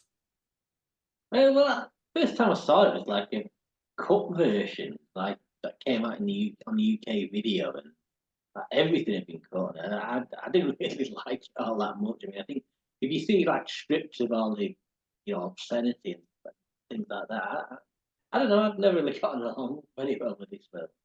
Was it re-released in a cut form, or was that the way it came out originally? Because it wasn't official. It wasn't an official Video Nasty. I know that, but no, I think it came out heavily cut in the pre-cert era, and then there was like a post-cert release that was also heavily cut. But so it was put out, because I don't remember it being about. Because I would have assumed like Vipco or something would have put it out, but it was BPD. There was like more of a okay, sort of distributor, yeah. And it was still heavily. Oh yeah, yeah. Because I don't think it was fully cleared for the UK until early 2000s or something like that, right? On DVD, yeah. It's interesting. It's funny because I'm now interested in Joe D'Amato in terms of his atmosphere, which this does have, and I'd kind of forgotten about the shock tactic, or at least that's not what I'm looking for anymore. This is an interesting one because it does have the atmosphere, but it is a lot more about, like, I mean, it really goes for just being vile for no good reason at all. I feel like I was reading about it somewhere online, and apparently one of the other actors in the film said that basically Joe D'Amato said, I want people throwing up in the cinema. It was his pink flamingos almost, like, I want to really push people's buttons as hard as I can. He's clearly trolling the audience, isn't he? And it depends whether you go along with it or if you have the kind of sense of humor for it, I suppose, because it is, I guess. I mean, pretty relentless. I mean, this time, because I'm a bit older as well, I was like, oh, some parts of it were more squirm-inducing than they were when I was in my 20s. I was like, oh, fuck. This is a hard watch. So this is Kieran Cantor starring, who's, among his other credits, he's got weird credits, this guy. One of them is he plays the devil in Mr. Holmes, which was the last film that John Holmes made when he already had AIDS and didn't tell anyone. Yep. So I don't know if it's in a active sex role or not, but that was one of his credits. He's in a lot of other sex films. Cinzia Monreal, who was the blind chick in The Beyond. right? And Yes. in a dual role here. So she plays the dying sister who he then digs up with the aid of his housekeeper. And there's no mother, there's no domineering mother character. She's already died, basically. Yeah, that's the main difference between the third eye. Mhm. Yeah, and then it's just unrelentingly kind of grim and just I think for me the bit that like crosses over into fully like, this is fucking just in a good way, I dig it, is the whole sequence where a body's chopped up, thrown in an acid bath, and then like all the contents chucked into a set pit. The bucket. Yeah. Fuck It reminded me of when I was a child. I used to have this kind of obsession with drawing and imagining flesh melted in acid baths and stuff, and like it reminded me of that. It was like very kind of this is like what a this folks, is if you're keeping track, so if you're keeping track across the various shows Clive does of red flags, this would be an excellent one to take note of. Clive spending a lot of time as a child drawing pictures of people melted in acid baths. As we all did, I think, when we weren't. They're like throwing body parts into like a bath of acid, like with loads of force. I mean, that would just like spray acid up in everybody's face. Some real splashback opportunities there. Yeah, no, that's a good point. It's funny. The other thing this reminded me of more, that even though it's supposed, it's a remake of The Third Eye. The thing it reminded me more of, it's got a little bit of Death Smiles on a Murderer vibe. Yeah. There's something between the two films. They got that same kind of shiny look. Yes, there's a dream, like again, that dreamy kind of like you feel like you've almost dreamt or hallucinated the film. Yeah, I think Franco. He's very Ted Bundy like. I think like he's got, because he's quite handsome, right? He's a handsome lead. He looks great in his jeans and his collared shirt and his little sweater, and he's just. It's not hard to imagine him easily picking up. That's true. When he goes to the disco to pick up a girl, and you realize, this guy is just used to walking into places and walking out with women, right? Like, he doesn't have to think about it, right? Like, he will always find his prey. Yeah, and then take them back to his bed where he's got the cadaver of his dead girlfriend. Yeah, I did like that whole embalming sequence as well, and when he eats, when he liquefies her brains and pumps them out of her nose. Jesus. Yeah, no, it's definitely one of those things where you do wonder what the thought process. I remember that Third Eye, right? We'll remake that, but we'll show all of the things that were implied. It's just even from a commercial point of view, it's interesting that they thought that this is what people would flock to see, right? Franco Stoppi, as I plays the Iris, the housekeeper. She's not as cute. She's not as cute as the same character in The Third Eye. She's definitely. But she was the star of The Other Hell and Dog Lay Afternoon, right? Bestialita, which is that film which people thought was a Joe D'Amato film for the longest time, but isn't. Written by George Eastman, and she has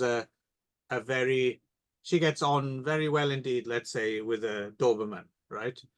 I was not aware that this existed. I really? don't know. You've not seen Dog Lay Afternoon? I don't know if I'm better off for now knowing that it does. George is an interesting guy, but we'll be talking about him very soon here. Yeah, no. The only thing I didn't like about it on this rewatch, I thought the very, very, very final last twist ending was a bit silly, and it detracted a little bit from the kind of grim seriousness of the rest of it. Although it is a bit of a, I suppose it is a bit of a giveaway that it's all tongue in cheek, right? Like the final, right? Yeah. But no, such a, because the thing is, I think it's. We'll mention briefly like Andrea Schnatz later, but when it's someone doing this kind of a cheap nasty gore on a camcorder, and there's fucking references to Inspector Argento and Detective Romero and all that fanboy crap. Like, that's one thing. But then to see it done like really well, like that they've gone to the trouble of everything, like the cinematography is good, and you know, the performances are just like everyone's into it, and it's interesting to see someone going for this kind of film in such a committed, professional, slick way. Yeah, it's a fascinating on I that also level alone. feel like, and when we talk about Anthropophagus here as well, this to my mind, this kind of connects as well. There's like an element when I'm watching this, and when I was rewatching Anthropophagus, and again, it's partly to do with the fact that the prints are much cleaner, and you know, I can see the care that was taken with framing the shots. But there is also a feeling of like that time dignifies everything, you know, like, and that there's a feeling of like, oh yeah, this is a great piece of cinema in some strange way. Whereas when the first time I watched this, that would not have been my you know, maybe my takeaway. Certainly not with Anthropophagus. I would not have been thinking, oh fuck, man, wow, what a great film. So did watching it uncut not improve matters for you then, Gav? You still No, it's not for me. I don't particularly rate it, to be honest. I mean, it's pretty disgusting. There's no question about that. Yeah, no, I mean, yeah, no, it's not fair, and I think it's not necessarily a squeamishness issue. I'm sure Gav loves this kind of crap in general, but I know what you mean. Like, beyond the atrocity, that kind of, that's about it, really. So I mean, it's, you know, it's not. It's not like it's like childishly going out of his way to offend you. Like, yes, you know? yes, exactly. That scene where she's like eating food with her mouth open. Yeah. Like, Yes, yes. Like it's just going out of his way to discuss, you know, that Yeah. childish sort of way. No, I agree with you.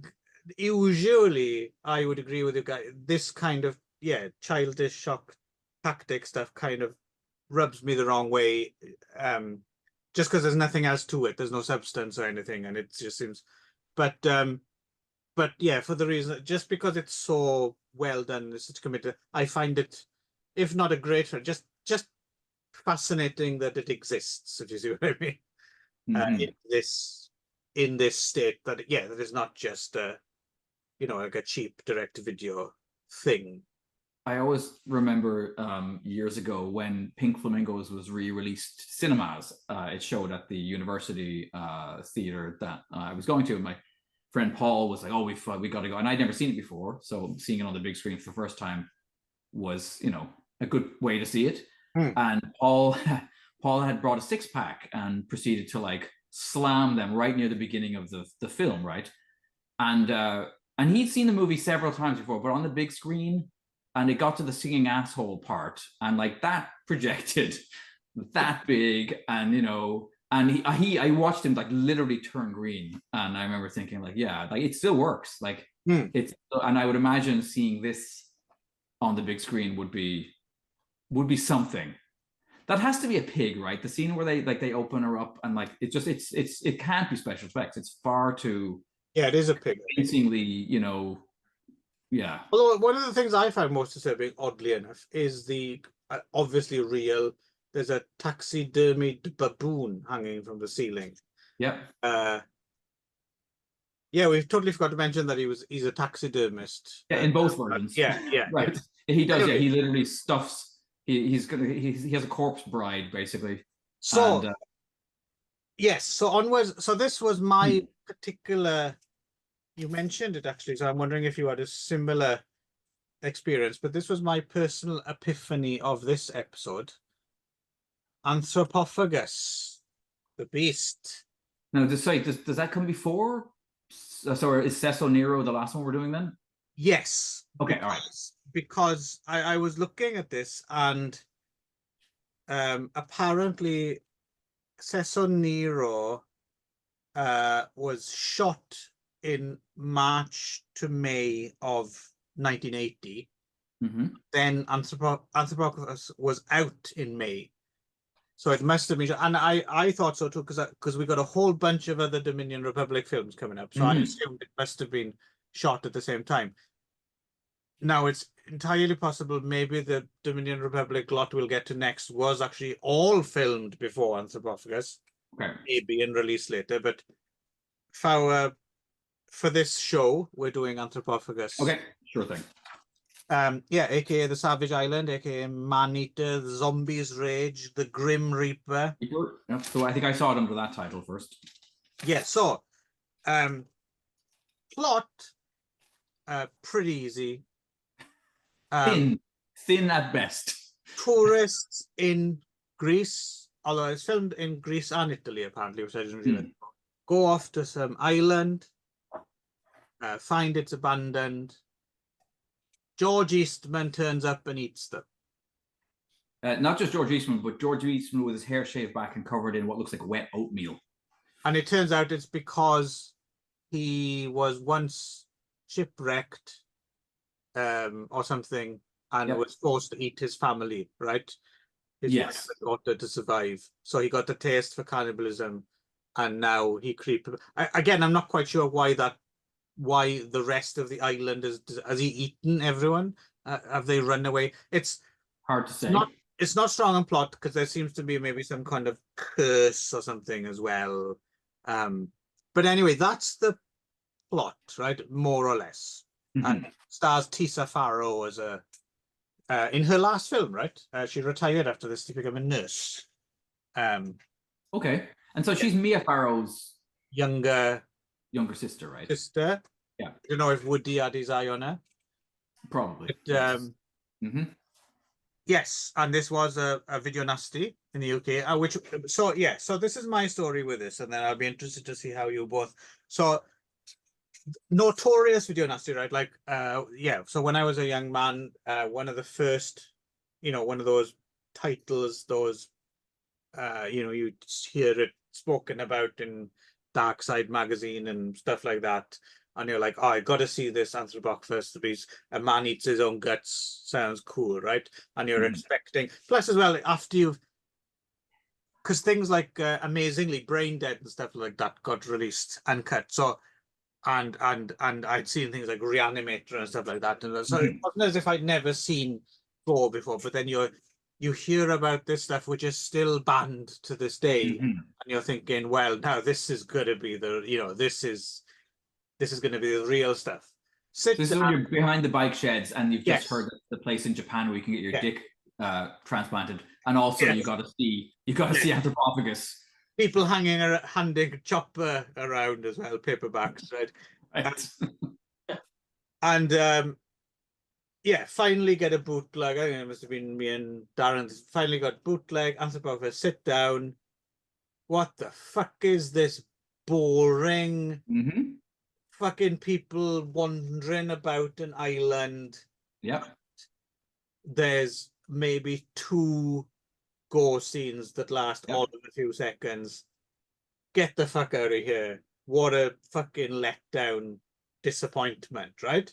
That's my initial response to Anthropophagus, because this is not what I was expecting a gore fest, right? And I think I must have come back to it at some point as well, and I didn't really.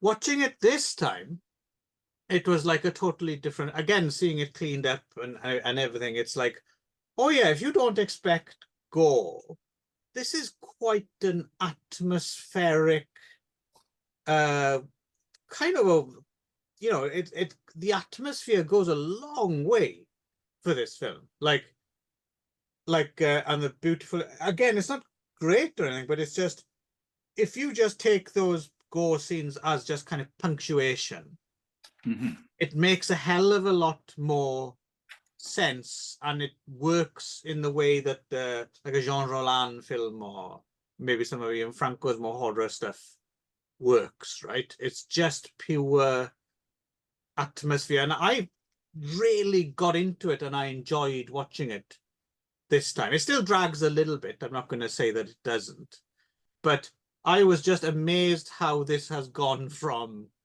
a film that I couldn't really stand or abide at all, and now I'm like, You know what? I might watch this again one day. I will look forward to watching this when I'm in my cups one day and just soaking in the atmosphere. So that's my story. Oh, written by George Eastman as well, by the way, we should mention. Mm. So that's my story of how I went with Anthropophagus. So are your tales similar, different? Gav, why don't you take it away first? Well, with me, it's in reverse. I mean, the first time I saw it, I really like gave it a bit of a free pass because all the gore. But every time I've revisited it, I think you start to become more aware of how slow paced it is. Oh, that's interesting. So you went the opposite way. Yeah. I mean, first I was just like, oh, it's so gory, and I liked it. And then every time I've come back to it, I thought it's so slow paced, interested in. Hmm. More I'm aware. surprised because it's not actually that gory, right? It's like there's not many gore scenes in it. Mhm. Yeah, but not even say. But my stepfather came now with like a USB stick, got me to like fill in his films that I downloaded. So I put this on it, and he hated this film. He was like, "Oh, this is the most goriest, horrible film I've watched. It was so gory and then he was crazy. He was like a bleeding nutcase. And it's like he's an actor. He's like he can really kill a lot of people. Called him a bleeding nutcase. Despite what was said on the news in Britain in the 1990s, when clips from this were shown saying it was like real people were killed making this film. Well, this was the still from this they'd show in the newspaper as well of George Eastman eating his own guts, right? Yeah, I remember that being in I really tabloids. like news reports where they show like grainy clips from it and like saying, oh, in some of these films people appear to be murdered for real. It's like I mean, like, and the irony there is, of course, Joe made film, in which he tried to replicate what a snuff movie would look like, or Emmanuel and Emmanuel, that's kind of here in this film, he wasn't remotely trying to make it like a snuff film. This is all it gets, accused of being a snuff movie. It's interesting as well to me. I'm wondring because in the past, like I said, I disliked this film intensely, but I always loved Absurd, the kind of follow-up. Mm-hmm. So when we get to that, I'll be interested to see if I still rate Absurd higher, because I remember Absurd being quite a lot of fun and having more gore and being more of a, I suppose what I expected from this, I expected a slasher kind of film, but it's got this slow, languorous pace, right? Whereas Absurd, I think, is a lot more high tempo, from what I remember. I should also say that since watching this film, my stepfather has had nightmares in which he imagined himself being chased by George Eastman. So, oh, really? Yeah, so maybe I shouldn't put Absurd on a USB stick for him. Did you invite him round to watch it again? No. Okay. Yeah, I would say actually, Clive, that what you talked about tracks perfectly with my relationship with this movie. Yes, so I, like you, watched it early on when I was watching things like Cannibal Holocaust and stuff, and I was mystified as to why the film had the reputation it had, and yeah, I just found it boring. More than anything else, I was just like, this is what the fuck? This is boring, and it's not. I mean, it has those few moments of kind of outrageousness, but overall, it just yeah. It was not relentless. I didn't like, you know what I mean? I thought it would be relentless. I thought it'd be like an excruciating kind of endurance test of a film, and instead it felt like it, but for other reasons. Right. Different kind of endurance, yeah. Yeah. Whereas this time, I loved it. Okay, so you went even further.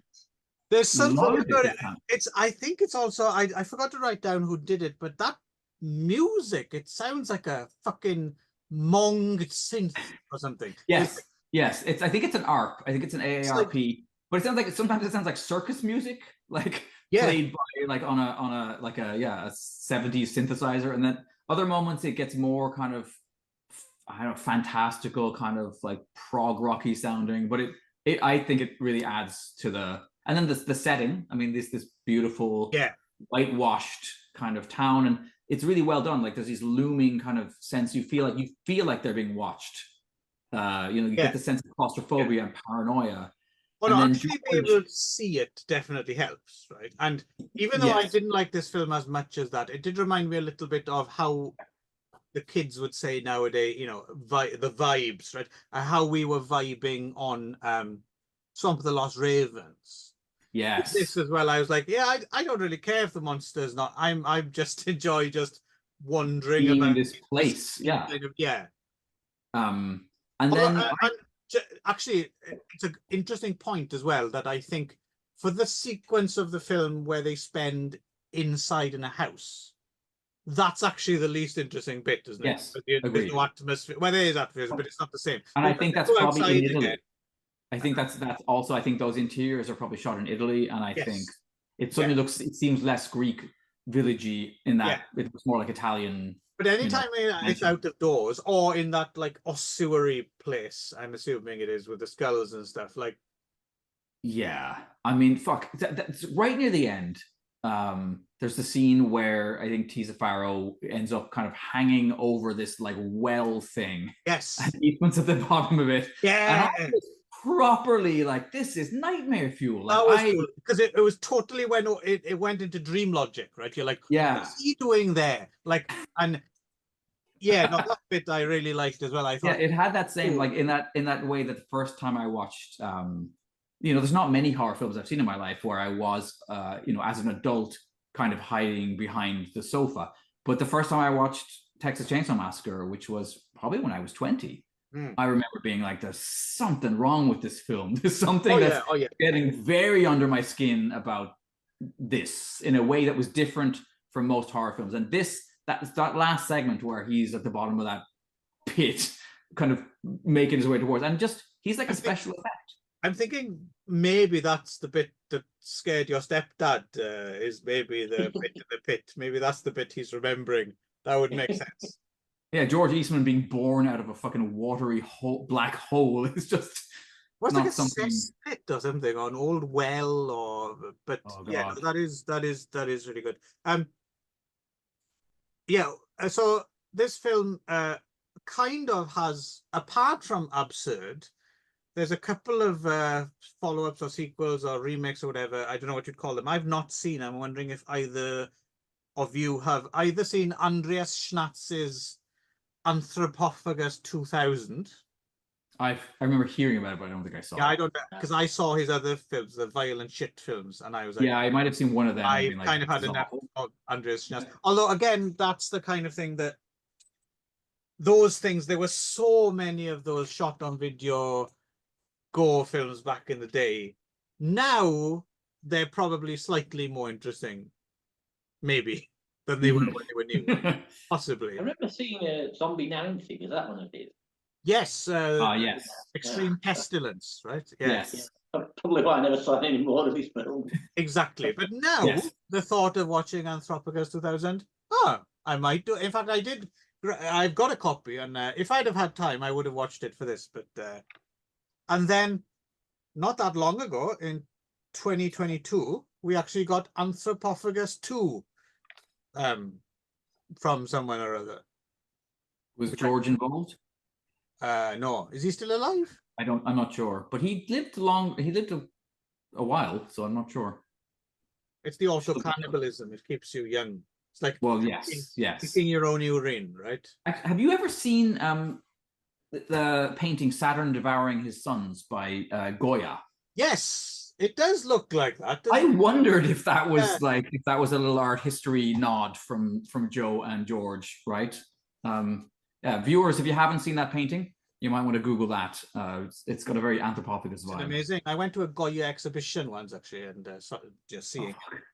All those drawings of like bits of body parts of hanging in trees and shit. That atrocities of war thing he did. Oddly enough, the museum gift shop didn't have copies of Anthropophagus the Beast. I was quite missed a trick there. So anyway, A strong endorsement from me this time, I have to say. Me too, finally. Less so from Gav, obviously. Yeah, but yeah. But he liked the first time he saw it, so there you go. Swings and roundabouts. We've all liked it at some point. At some point in our lives. Apart from your stepdad. All right. So then on to Nero. Yeah. So this is like, I think this is like the Leaving Las Vegas of fucking. Right. Okay. Yes. Exotic Alice or Black Sex from 1980. Joe D'Amato again. George Eastman writing another fucked up script. And oh, sorry. I wanted to read to you for just a second. Actually, this is an interview with George from Spaghetti Nightmares, Italian fantasy horrors as seen through the eyes of their protagonists. And this is just the interviewer says this is about Anthropophagus. The film was a bit of a flop here in Italy. And George says, when Anthropophagus was released in Rome one boiling August day at the Metropolitan Cinema, I went along to see the first showing in the afternoon and found myself quite alone, except for one couple sitting a few rows in front of me. So I just wanted to imagine you are that couple watching Anthropophagus, and then you turn around at some point and fucking see George Eastman 2 rows back. Yes. How upsetting that would be. But anyway, I continue. When the fetus scene came on, the woman cried, "How disgusting!" and walked out, dragging her friend. I applauded her statement and watched the rest of the film alone. I would posit that, in fact, she turned around and saw George Eastman and decided to get the fuck out of there because... Yeah. Anyway, sorry, back to Cecil Nero. Yes. Right. So in some territories as well, apparently this is a sequel to Orgasmo Nero, which we'll get to in the next. But this came first, but I think it was just released after in some places. So so this is quite a strange film as well, actually. I had read that this was considered to be the first official hardcore porn film made in Italy. Yeah, I didn't expect it to be quite as porny as it was. Oh yeah. Yeah. So Mark Shannon, who does do his own stunts. Yes, and it's amazing to think that he went on to play General Zod in that Man of Steel film. Right. Pause for laughter at Nick's hilarious joke. Yep. Right. Now we continue. Yeah, go on. Mark Shannon. Looks like Harry Reams and Joey Silvera had a man-child. Well, I was thinking he's quite Richard Harrison-y as well. Yes, a bit of that, but I don't think Richard Harrison did as much porn. Well, not that we know of. Right. Oh, I had ninjas cut in, like watching action. Yeah, so it turns out he's got some sort of prostate cancer, I'm guessing. Prostate hypertrophy. And he has to have his cock removed, we find out eventually. He has to have his cock removed. Yeah, he'll be castrated like a chicken, so says the dialogue. And all his friends have no sympathy because he's a total dick. He's a fuck. And all his friends are dicks as well. Like, everyone in this film is a bit of a dick, to be honest with you. Yeah. So he decides to go to an undisclosed tropical place, which is the Dominican Republic again, mm-hmm. To find his ex, as played by Ange Goren, mm-hmm. who's supposed to be dead. And in fact, no, her soul is in a bottle of Snapple. Well, owned by some guy. Her voodoo man father, she's dead, and he captured her soul in a Snapple bottle. But I hope he washed it. But he bumps into her lookalike. Also hangs out at George Eastman in a disco, where a song that goes "Sexy, Sexy Night" plays. Yes, nice to see George Eastman appearing in a straight up hardcore film. Like, it's quite bizarre to see. Not in this long, is he? When legit actors, appear in hardcore films, it's always a weird thing for me. So he finds the lookalike, and then as played by Ange Goren, and then his wife turns up to try and dissuade him from fucking himself to death. But as I said, it is very much like leaving. He has a lot of sex with people. Tries to steal his friend's bird, as played by Lucia Ramirez. There's a lot of people having blowjobs in front of other people. Yep. Couple of facials, which was surprising to me. And then he cuts his dick off. Yes.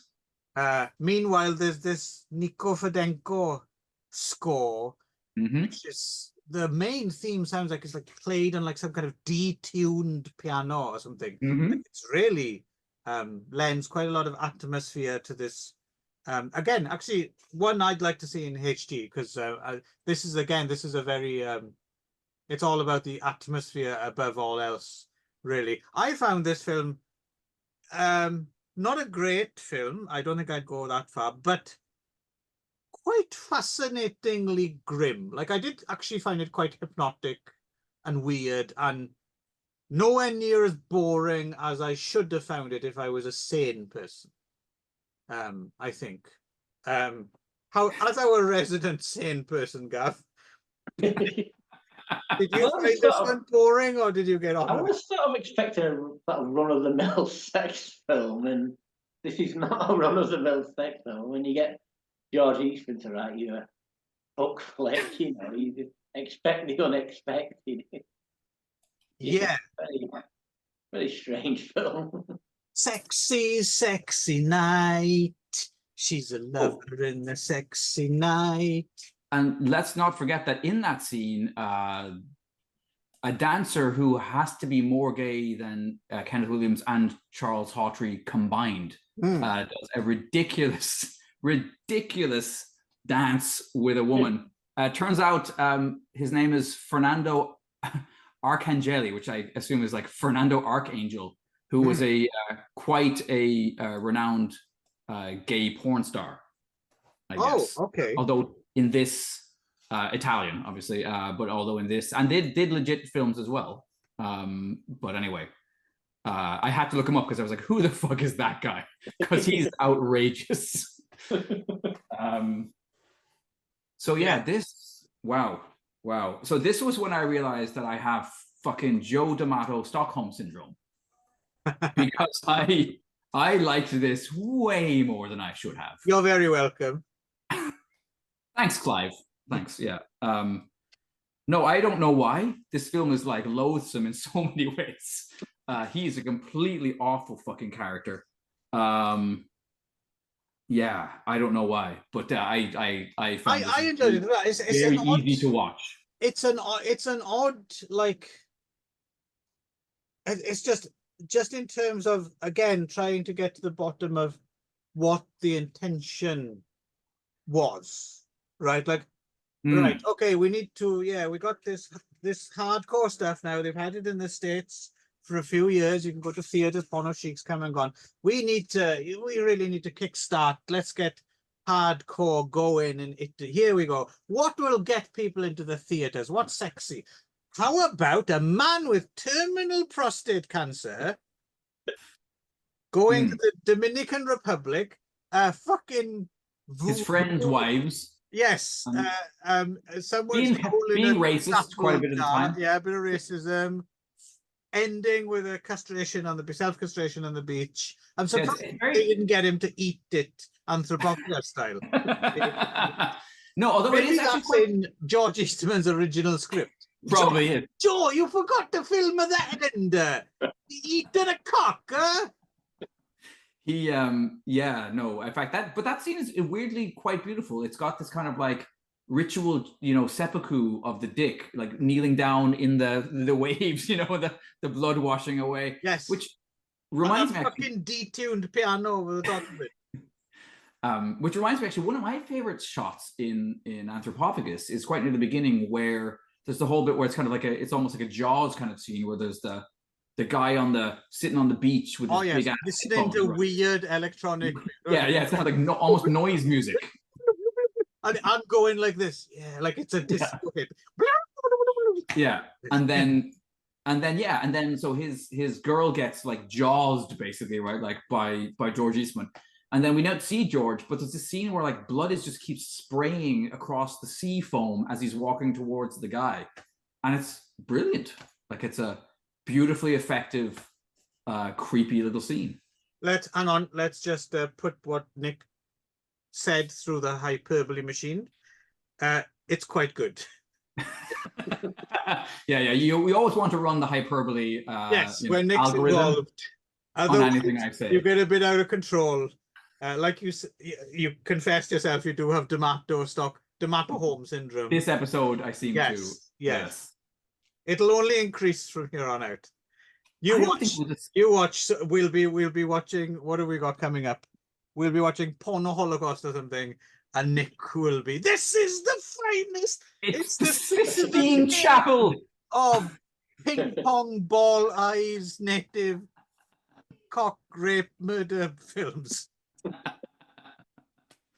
Oh, sweet Jesus. I am actually quite looking forward to watching Porno Holocaust again, because I'm slightly concerned that the Anthropophagus thing will happen again. And a film I've always considered quite pathetic and doesn't live up to its reputation actually Maybe the Sistine Chapel of might now be in my top 5 films of all time. Yeah, no, this whole episode actually, like these 9 films, whatever we did for this one, 10, if you count the third eye, I had more fun in this than I definitely expected to at this stage of the run. So it'll be interesting when it becomes a grind again for me. But for whatever reason, this wasn't a grind for me. I agree. This show for me has finally hit its stride because, there's something about all these films. Like I said, I never really fully appreciated it before how, like I said, D'Amato is kind of considered more of the hack of the group, and people like even some people find Franco hard to get on with, right?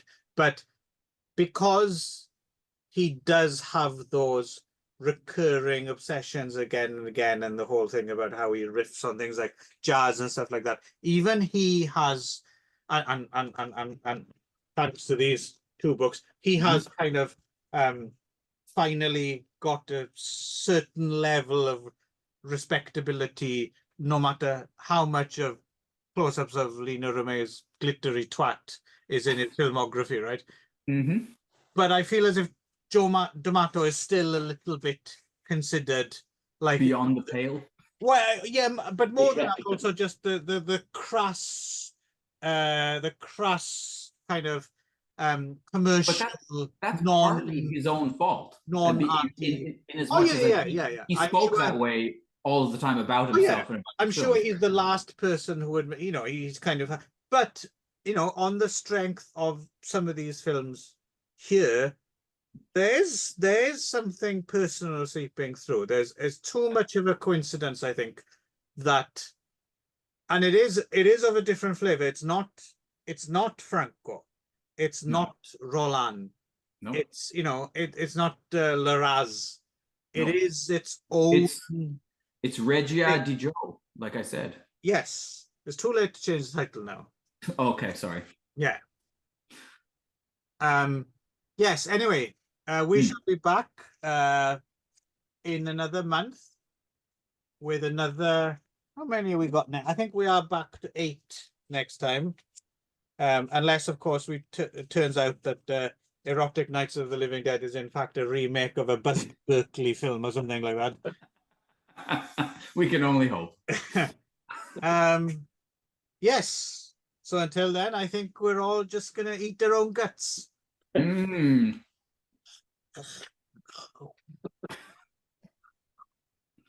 Obviously, Gav's a vegetarian, so.